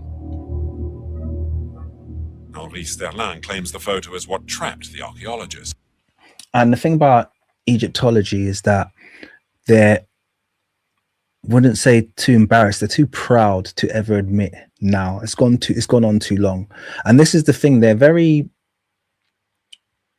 there's like for instance the reserve heads, okay, they'll never just turn around and say these are fake, because they know so much of the foundation of ancient Egyptology is based on these artifacts being real. Because if you reveal the fact that the fakes are fakes, because there's not a load of them, but if you reveal the fakes are fakes, then the entire, it's like they are the last ebbs of, you know, being able to make the claim that ancient Egypt had anything to do with Eurasian people, because they're the only things that look Eurasian. So if they turn around, they're like, oh well, the reserve heads are fake, like everyone knows they're fake, and the bust of Nefertiti is fake, and then these couple of other ones, the Rahotep and Nofret are fake. If they turn around and they make that admission that those are fake, then all of a sudden they're left with very little to make that claim or to stake that claim that they've, you know, because so these tampered artifacts have to remain real, and they're gonna stick by them. I'd love to talk to an art historian, an art Egyptologist, like someone like Maggie Bryson, for instance, who actually specializes in the artwork, and ask them their opinion in terms of the continuity of some of these artworks that because often it's us kind of like Africana scholars, you know, Afrocentric, for want of a better word, scholars who are left to kind of like hold the fort and hold the door open for these discussions, because a lot of the problem with a lot of these Egyptologists, even the ones that are more honest than the old racist ones, even the modern ones who know better, is they never put their head above the precipice. They never stick their neck out. They're very self-preserving, and they won't just come out and be outright on forthright and say, yeah, you're right, this is most likely a fake given the evidence that we have. They just allow these lies to persist. This is why they're still learning the works of Petrie, and they haven't discarded all of his nonsense and all of these historic racists that should just essentially have their work discarded and ignored and be revisited. They just keep them. And this is why we have this perpetuation of nonsense in the field of Egyptology. And obviously, what you have now with the modern Egyptologists coming from Egypt itself is you're having this kind of like amplification of this truth.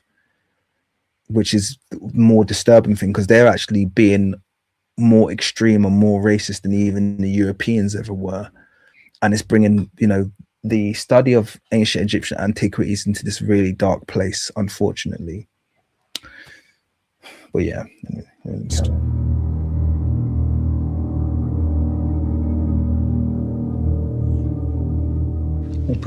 You couldn't just tell the royal visitors who are enthusing over the object, listen, you're mistaken, it's ridiculous. And yes, to answer your question, Aphrodite, it's absolutely to do with self-preservation.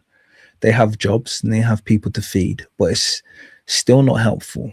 This is the thing. We know how aggressive Zahi Hawass is, and he will, you know, essentially disenfranchise people entirely from being able to visit Egypt. He'll close sites down. That's how vehemently and aggressively racist he is against anyone making a connection between ancient Egypt and the rest of Africa.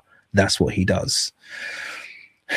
But it's not, I get it, but it's not, some ways I'm kind of like, well, I don't want to hear it. Do you understand what I mean? Like, if you're just gonna support lies, then what use are you to us? You know what I mean? It's not for me to you know, to figure it out for you. You know, no one forced you to be an Egyptologist. You know, sometimes in life you just got to stand on truth, you know. It would make a mockery of the royals. It was simply not possible to tell the truth, or the royals might have been covered in ridicule, and that would have been lèse-majesté, or treason, which at the time was very serious indeed and could have ruined Borchart's career and life for good. I've no doubt in my mind that this is a fake, a copy, a phony. During the Second Reich, the Germans were coming about with a philosophy to justify further expansion. I should be getting Dr. Onyeka Nubia on the channel soon. That'll be very exciting when that occurs, hopefully. Fingers crossed. Colonialism and imperialism. And in an attempt to do that, they claim to be the discoverers of many sets of different artifacts, one of them being this head. But in fact, what it was something created at the time or just afterwards to justify their ideas of colonialism and imperialism. But this was far from an isolated incident. In 2018, paleo artist Elizabeth. So these are the offspring of Akhenaten and Nefertiti. This is one of the daughters. Look at the features in the face of the real ancient Kemetic artwork. Once again, monolithic, single piece of stone. I think this is a single piece of granite this is carved out of. God only knows how they created these kind of like hollow and effect as well to the eyes. Their technology and their brilliance was just second to none. But this is the difference between ancient Egyptian artwork and that crap that he tried to pass off as Nefertiti. The days unveiled a facial reconstruction based on the fraudulent Nefertiti bust, which further Europeanized her features. And in 2005, Dr. Zahi Hawass, Secretary General of Egypt's Supreme Council of Antiquities, announced the results of a digital reconstruction of the face of Queen Nefertiti's son, King Tutankhamun. So obviously we've debunked to death both the Elizabeth Dana's Nefertiti, which was based on KV35 younger lady, which isn't Nefertiti and is a skull and or I should say a mummy, a cadaver that has entirely African features. So when they tried to, let me just quickly go back, when they tried to recreate it, it ended up looking like a white woman with Botox, because these zygomatic region, the long alveolar region, the top lip region, the prognathism that it has, and it's a very dolichocephalic, narrow and long skull. It was just a very archetypal African skull, really kind of like stereotypically East African skull. There's just no two ways about it. This is kind of skull that belonged in kind of somewhere in the tribe somewhere, you know, and Eurasian features on top of it. Is my vocals going in and out there? So I thought my voice was disappearing. Yeah, this. Interesting. Okay.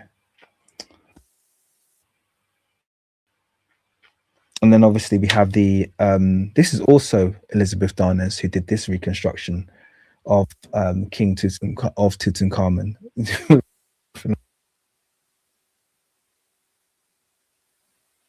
In and out. I can hear it cutting in and out in my speakers. Let me know. Seems to be cutting in and out in my speakers, which is really weird. Don't know why it's doing that. Why is it doing that? Why is it doing that? Could be the internet. Let me know, guys, if my voice is being solid or if it's been cutting in and out, because it sounds like as I'm monitoring it that my voice is chopping. But yeah, so yeah, there's this one, yeah, done by Elizabeth Darnes as well, which is just everyone's really quiet. Okay, it's cutting in now.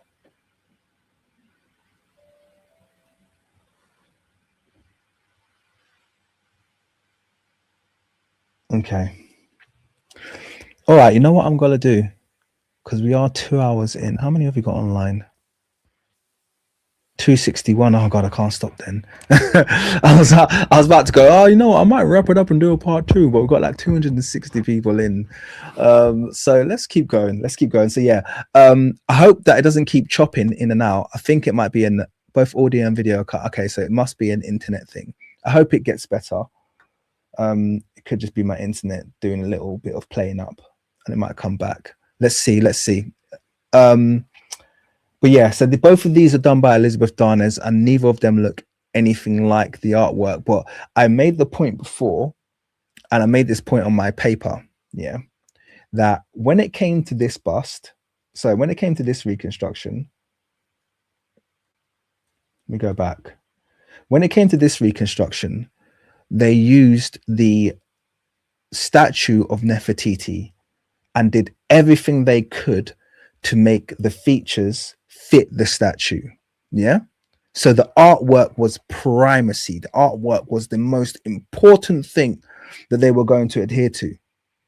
And then when it came to the reconstruction of Tutankhamun, they ignored all of his artwork, which, by the way, his features match his artwork perfectly. If they had tried to recreate the artwork using the skull, they would have had a very easy time with the reconstruction of Tutankhamun, because I've done it already and it overlays perfectly. They wouldn't have had to distort anything. But it's amazing how the same reconstruction artists used completely different methodology because they're racist. When they wanted it to look like a Eurasian, they did everything they could to make it look like the artwork. When the artwork looked like a Black African because it's actual real Egyptian artwork and not the stuff that they created, they said, we don't need the artwork. So can you see how they just create and change their rules based on their racist agenda? There's nothing scientific about their approach. There's nothing objective about the way that they approach this. Is purely an exercise to try and make Egypt as Eurasian as possible. That's all they do, you know. Anyway, let's carry on. Of the face of Queen Nefertiti's son, King Tutankhamun.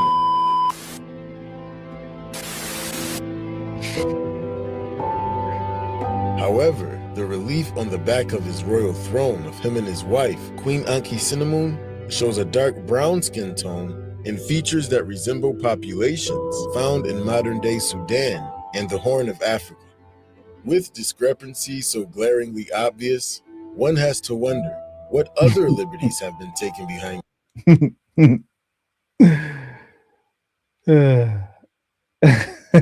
Shall we just enjoy?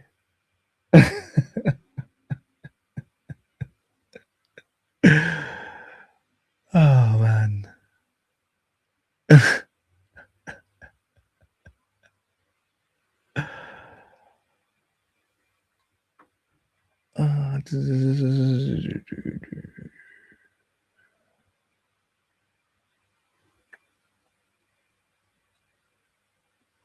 This is yeah, we can pause for and have a quick laugh, guys. The see, the thing is, yeah, here's the thing. Do you think they actually believe this? Because this is great. I actually love this. It's so important for us to behold images like this, because this is what is being sold to us. Do you understand that? This is what is being sold to the world. This is, look at this one wearing the headrest, the headpiece of Amen. This is this what they thought Tutankhamun would have looked like when he had grown up, or Amenhotep. This is how. Look, they've even got a Kopresh. I mean, you got to give an A+ for effort. They've got all of the crowns here. They got Osiris's crown. They got the Shen. They got the Nemes.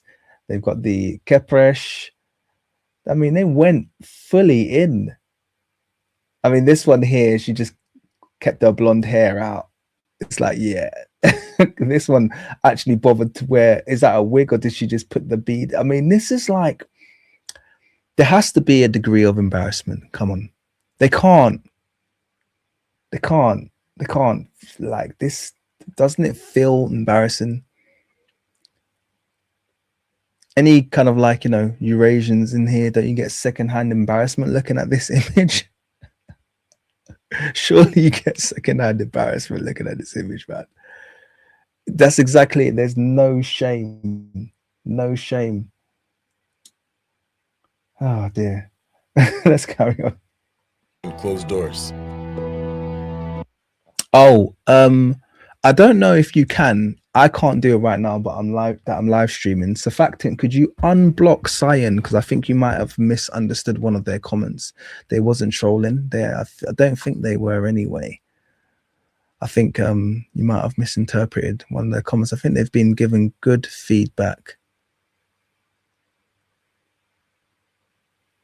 Or maybe I don't know. At least from what I've seen, they seem cool. Do me a favor, unblock them if you're able to, because I might have been in error. Just I don't want anyone to feel embittered or feel like that I blocked them because I didn't.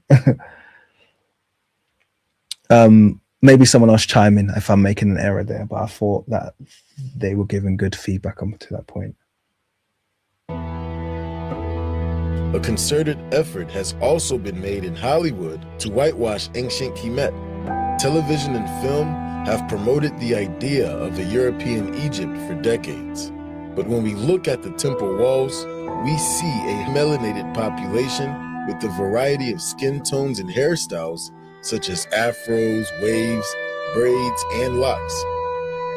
You know me, I always love a bit of showing the hairstyles once you get in the culture.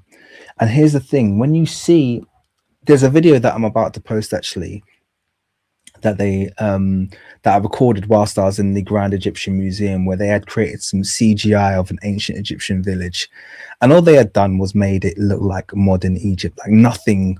It didn't look anything like ancient Egypt. All the people just looked like they were like wearing, all the men had their kind of like their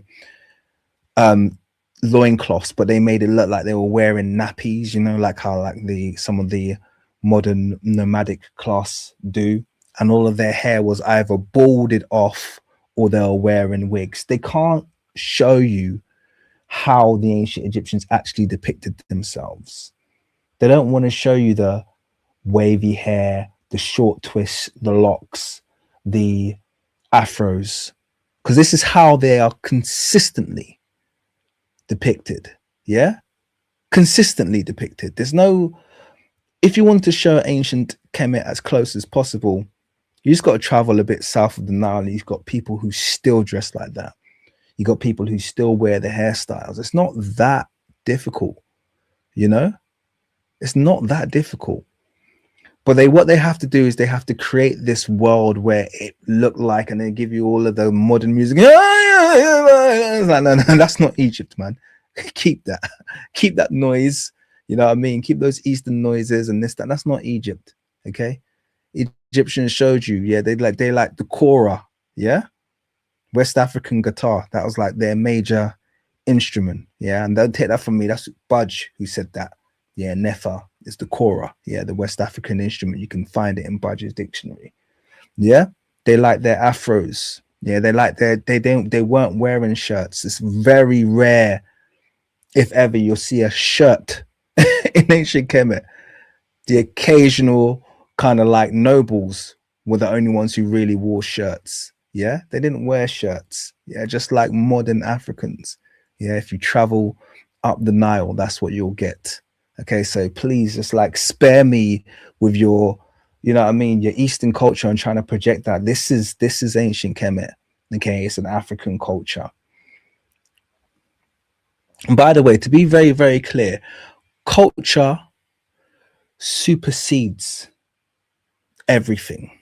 Okay, culture supersedes everything, because what culture does also is it removes the need for you to have to prove that every single person was jiggity jiggity jip. I don't need to make that argument. If you're African, you'll know enough. You know, go to Ethiopia, go to Somalia, go to Nigeria, go to Niger, go to Chad, go to even Libya before recent times. Yeah, Africans come in all different shapes and sizes. Okay, and we always have done. You're always going to see that mixture of skin tones, even within families, like I said, from very dark to very light skinned. You'll see that mixture of hair textures from very kinky to very loose hair. Okay, that's what you see at play in ancient Kemet. But culture supersedes everything. Yeah, they are an African culture. It supersedes everything. So if you find a statue of someone who was like, oh, well, he kind of looks like a, you know, he's got a Eurasian mix. Yeah, so what?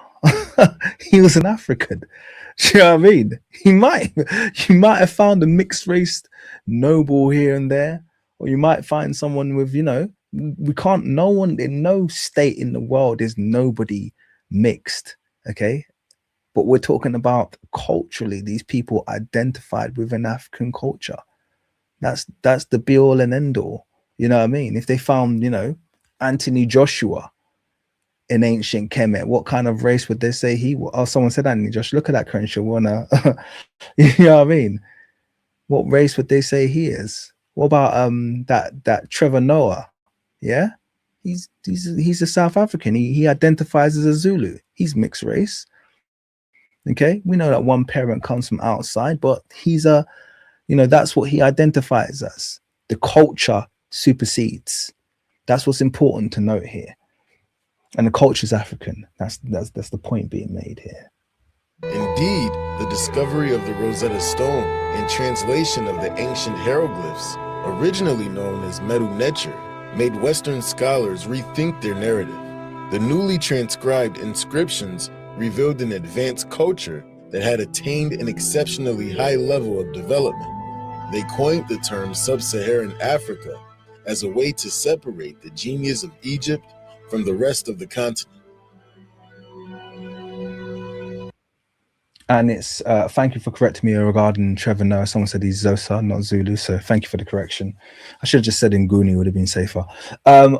Here's an important note as well about Sub-Saharan, the creation of Sub-Saharan, which, by the way, was a term that Diop didn't have to contend with. Back in Diop's day, African was African.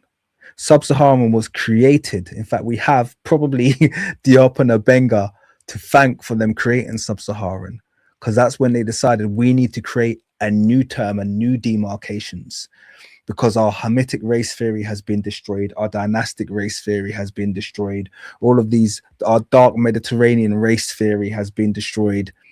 Everything that we try to put out there has been destroyed by these scholars. We need something to separate modern Black Africans from history, and that's why they created Sub-Saharan. It was a direct response to the fact that Africans had reclaimed African history. The sad thing about Sub-Saharan is it's being used now more than ever.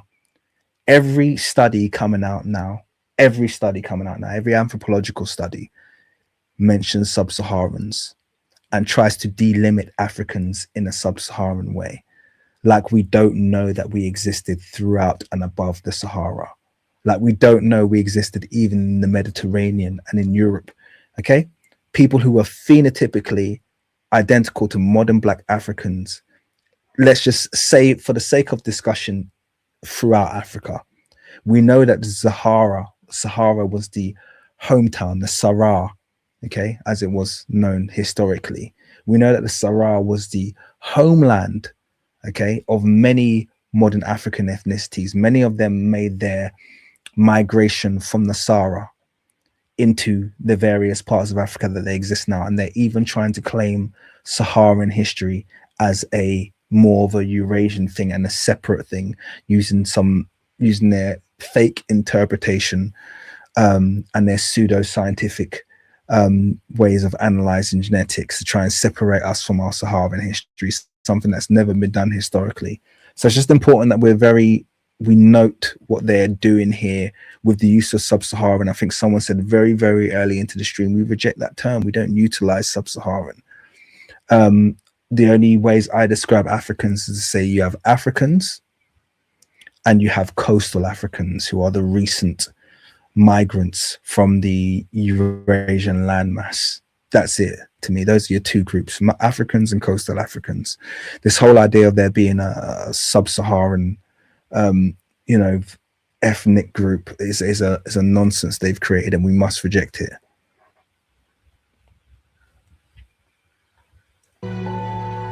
Ladies and gentlemen, welcome back to the study of antiquity and the Middle Ages. As always, I am your host, Nick Barksdale, and today we are joined once again by Dr. Rebecca Futo-Kennedy, who's going to take us through a thought-provoking episode on the term sub-Saharan and the whitewashing of ancient North Africa. This idea, this like sort of continually trying to find this idea of, separating out North Africa from sub-Saharan, as if the Sahara was the impermeable boundary that nobody could get through, is really a continually problematic type of argument. Particularly since we have early texts that tell us that, right, Herodotus tells us that, he says the Ethiopians and the Garamantes are indigenous to North Africa, and that, of course, the Phoenicians and the Greeks are not. But he makes it very clear that people they call Ethiopians are indigenous to North Africa and Northwest Africa in particular, right? But they are not sub-Saharan. So that depiction there, I think, was his Egyptian. I believe I've seen this. I believe it's in Vatican City. I think.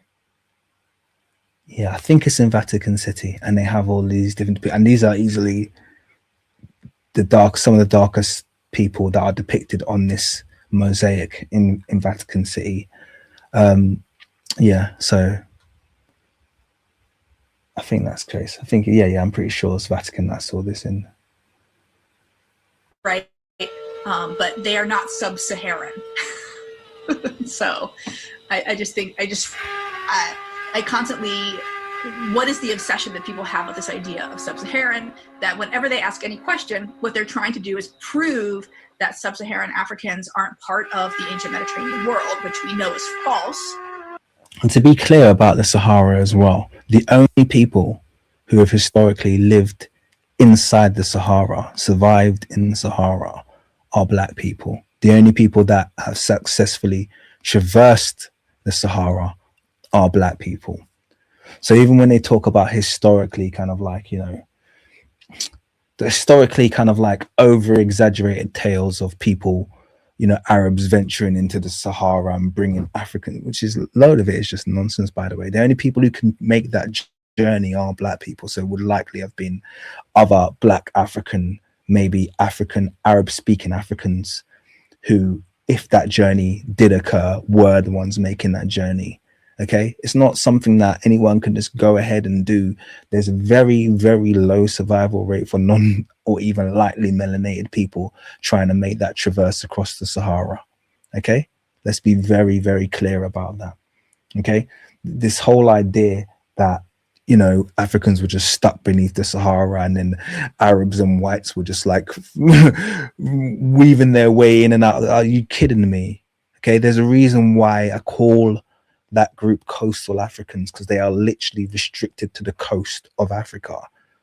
Okay, they can't survive the interior of North Africa. They are restricted to the coast. The interior of North Africa is the domain of Black Africans. Okay, it's only very, very recently with kind of like modern technology that they're able to kind of like penetrate deeper into the continent of Africa. But that wasn't possible historically, to be very, very clear. Not only do we know, of course, that people that we would call quote unquote sub-Saharan Africans ruled Egypt before the Persians got there, among others, but that they have this continual culture that runs up and down the Nile. And we know from our ancient sources that they believed very firmly, and they interacted with what in the area that they called Libya, right?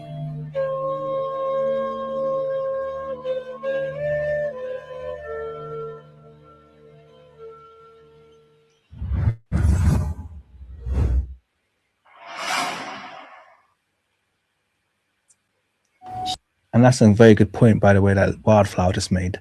The Sahara's never been empty. A lot of time people try to like give you this idea that Sahara's empty by showing you these kind of like population maps. And what they don't realize is like within the very heart of the Sahara, you had cities like Timbuktu, Jenne. You know, a lot of the Sahara spans across that Sahelian region. Okay. And a large majority of the Sahel exists inside the Sahara. So all of these places that they're trying to claim are empty because they have slightly less dense populations than perhaps the tropical regions. They've never been empty. They've always had vibrant, large African cities right across the Saharan belt. That's always been the case. They're never going to erase that. They need to try to erase it with their idea of people being sub-Saharan, but even the idea of people being beneath the Sahara is a falsity. Africans have always existed inside the Sahara and continue to this very day, to be very clear. Sheikh Anta Diop was a Senegalese historian and anthropologist. He was a firm believer that the ancient Egyptians were in fact black. According Hur was one of my favorite, not only glyphs, but one of my favorite words because of it's very pervasive across the African continent. Many African languages still use that construct of HR for the word face or head. Igbo have Iru, Yoruba have Ori.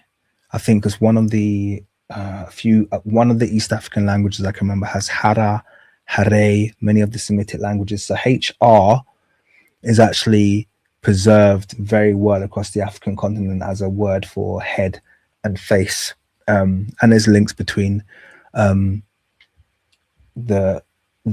word Heru as well, which means faces, and the god Horus, Heru, the same word, constructed with different glyphs, but exactly the same sound, and it's linked to Orisha. I'm not going to go into all of that right now, but the origins of many kind of like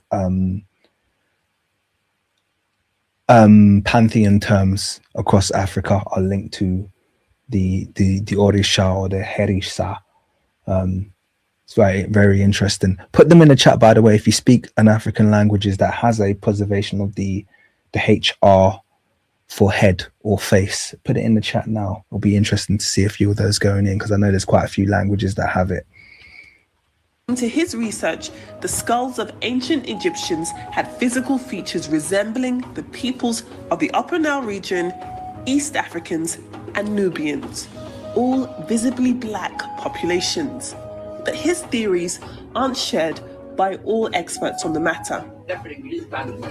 We spoke to Dr. Zahi Hawass, an award-winning, world-renowned archaeologist. His life's work has been dedicated to the discovery. Yeah, that's my thumbnail, by the way. I made my thumbnail off a steal from it. And research of ancient Egyptian antiquities. Not surprisingly, his office is full of books on the topic, some of which depict dark-skinned ancient Egyptians. But he says there's an explanation. No, they were dark-skinned, but they were not black. But they're not Negro. Because look at the lips of the Negroes like that, and the nose like this. It's not really. I wonder how he must have felt unearthing that giant colossal statue of Amenhotep III with its big Negro lips. I wonder how he felt about that. Oh, that would have been poetic justice. Dark skin, but they were not Negro because the Negro had lips like this, like Amenhotep. Yeah, lips like Amenhotep the Third. I never said. I said Negro. By the way, I would never say use the hard R. You're gonna laugh. Egyptian origin at all. It's different, completely different. And this is why you cannot connect the Egyptian civilization with the African at all. It's different. Or from Syria, Palestine, Mesopotamia, it's different completely. During an interview on BBC News Africa, Dr. Zahai Hawass illustrates Egyptology's reluctance to acknowledge Black African presence in ancient Egypt. When asked about the ethnicity of the ancient Egyptians, he describes them as being uniquely Egyptian. You cannot make any test. There is some studies to see that the shape of the skull is not like yours. That's one thing that's clear.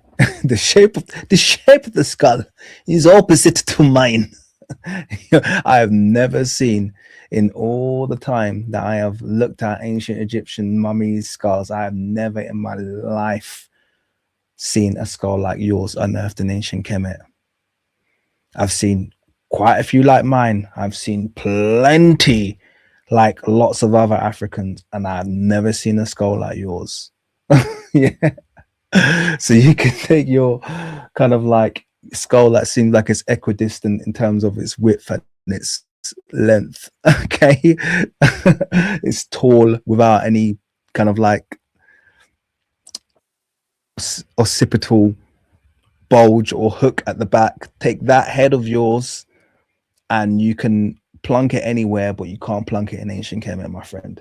So you can talk about all of the skull shapes all you want, but your skull, your face shape has never been found on an ancient Kemetic statue in history. There's not a single statue that looks like you, brother. So you can cope all you want. Could be looks like African, but still you will never.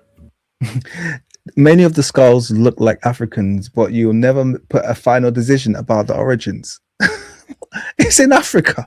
So you found a skull that looks like an African in Africa, and you can't make a decision about its origins. Do you get the logic here? It looks like African. Some of them have the dark skin, the big lips, the nose, the skull shape, look like black people, but we don't know where it came from. Maybe from sea. What are you talking about, man? You clown. Put a final decision about the origin of the ancient Egyptian at all, because you need really to make a very comprehensive study by DNA. Why do you need a DNA study? We have their culture. We have their DNA is not going to tell us anything. Okay, it might tell, it's not going to tell us anything. We don't have enough detail about the historic populations of African region for it to be informative, which is why you guys keep doing DNA studies and then keep relating them to Levantine, using the excuse that you don't have any ancient African DNA to compare it to. We're not stupid. We're not born yesterday. You can put it through as many biased DNA studies as you like, but these people, like you just said, are anthropometrically African. They are physiognomically African. They are culturally African. They don't need you relocating them using your comprehensive DNA study. They are fine being from wherever you found them. That's where they're from. How about that? Every other ancient civilization, we decide they're from where we find them. We dig up English skulls, we say, here's an English king. We dig up French skulls, we say, here's a French king. We dig up ancient Egyptian skulls. Oh, we must run DNA to find where ancestors come from. Shut up, man. and this will take long time. So how African the ancient Egyptians were still remains a matter of debate for some, even if UNESCO scholars now say the matter is settled and that the pharaohs and their people must be placed firmly within the Black African context. I mean, would there be any debate if, I mean, you know, husband and wife to depict themselves like this and then people to debate where they're actually from seems really ridiculous, doesn't it? It's just insulting at this stage. Oh dear. What a tangled web we do weave.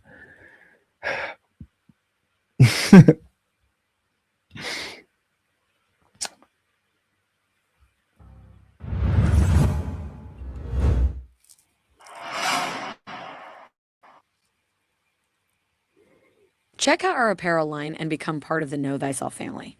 We have fresh t-shirts, hoodies, and caps to stay fly and represent the culture. That gear actually looks pretty fly, and I think Know Thy Self has definitely earned this plug. So yeah. Proceeds go towards the funding of future Buy some episodes. gear. Log in with us. www.knowthyselfinstitute.com. Support the channel by tapping that like, subscribe, and notify button to be alerted to new content.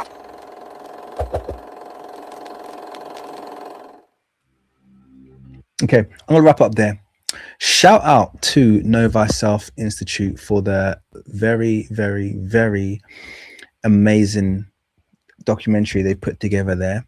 We got about halfway through, and I think I've got a whole, hope some of you will be pleased to hear, I've got a whole series of videos that I want to get through with you guys as part of my kind of like live stream reboots, because it's been a while and I've loved being online with you guys today. We've managed to maintain a crowd of around 260, 270. So hey, it's been a fantastic day. I think that we had an interesting stream there, and I've really enjoyed it, man. But I think we're going to wrap up there, and let's link up soon. I'm going to drop I'll schedule another one in quite soon, and we'll probably fit out. I wasn't sure if I was going to do a part 2. What I'll do is I'll watch the rest of this documentary, and if it's got like a lot of interesting points that we haven't touched on yet, we'll do a part 2. If not, I'm just going to go straight on to the next one. But yeah, I hope you've enjoyed that. I really enjoyed being back, guys. Thank you for your positive feedback and your support of the channel. You know, I very much appreciate it. But I think 2.5 hours in is probably long enough. So enjoy your weekday. It's 10:30 over here in the UK, so not too late. It's going to be nice to be doing a live stream and not going to bed at midnight. So shout out to everyone that's come on the stream. I hope you like the new format as well, with the comments kind of appearing on the screen. That's been pretty cool. So even if I don't see your comment, you at least get to see it on the screen. Let me give a quick thank you to Surfactant. Oh, and look, I missed it. Hard Hitting History, shout out. Said, what's good, King? Glad I could catch this live. Well, thank you, Hard Hitting History, for your donation, which I missed up until now. I appreciate it very much. I hope you guys like the comments on the screen. I like this format and the new video setup. I don't mind it. I think it just feels a little bit more interactive. Let me know what you thought. Put your comments in the chat or in the actual comments feed of the video if there's anything you want me to view after this stream ends. Don't forget to hit up the likes, and obviously if you've enjoyed it, share it. And I think on that note, we'll wrap up and call it a day. And once again, just a big thank you to everybody. I would read out the the comments individually, but there's just too many. But you know, guys, that I appreciate and love all of you. So yeah, appreciate you being on here, and I'll catch you on the next one. Peace. Oh, actually, let me play out with some music. You might as well play out with some music. So let's do that.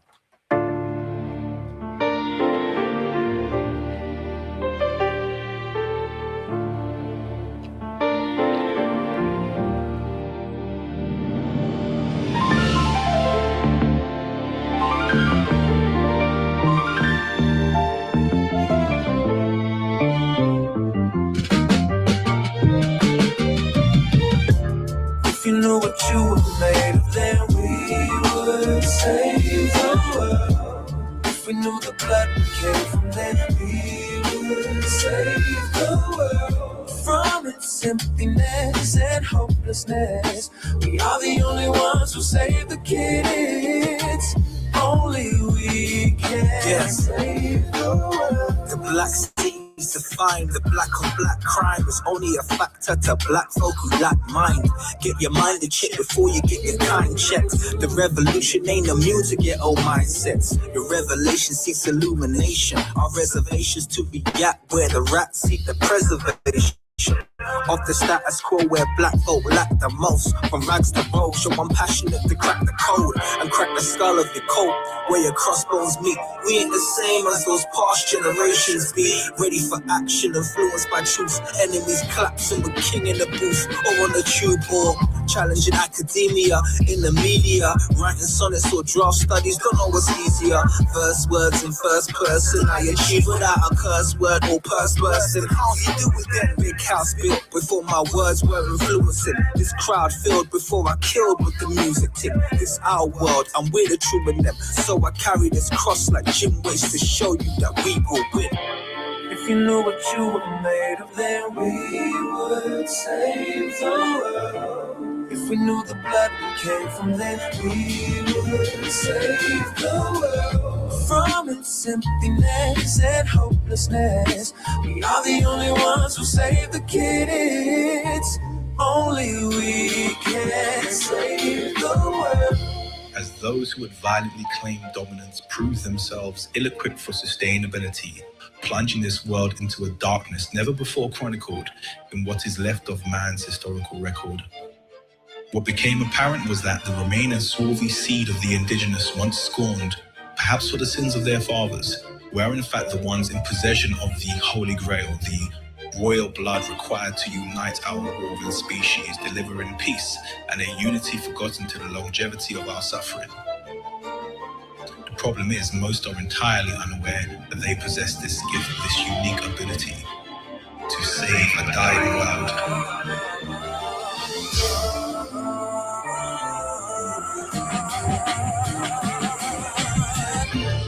If you knew what you were made of, then we would save the world. If we knew the blood we came from, then we would save the world. From its emptiness and hopelessness, we are the only ones who save the kids. Only we can save the world.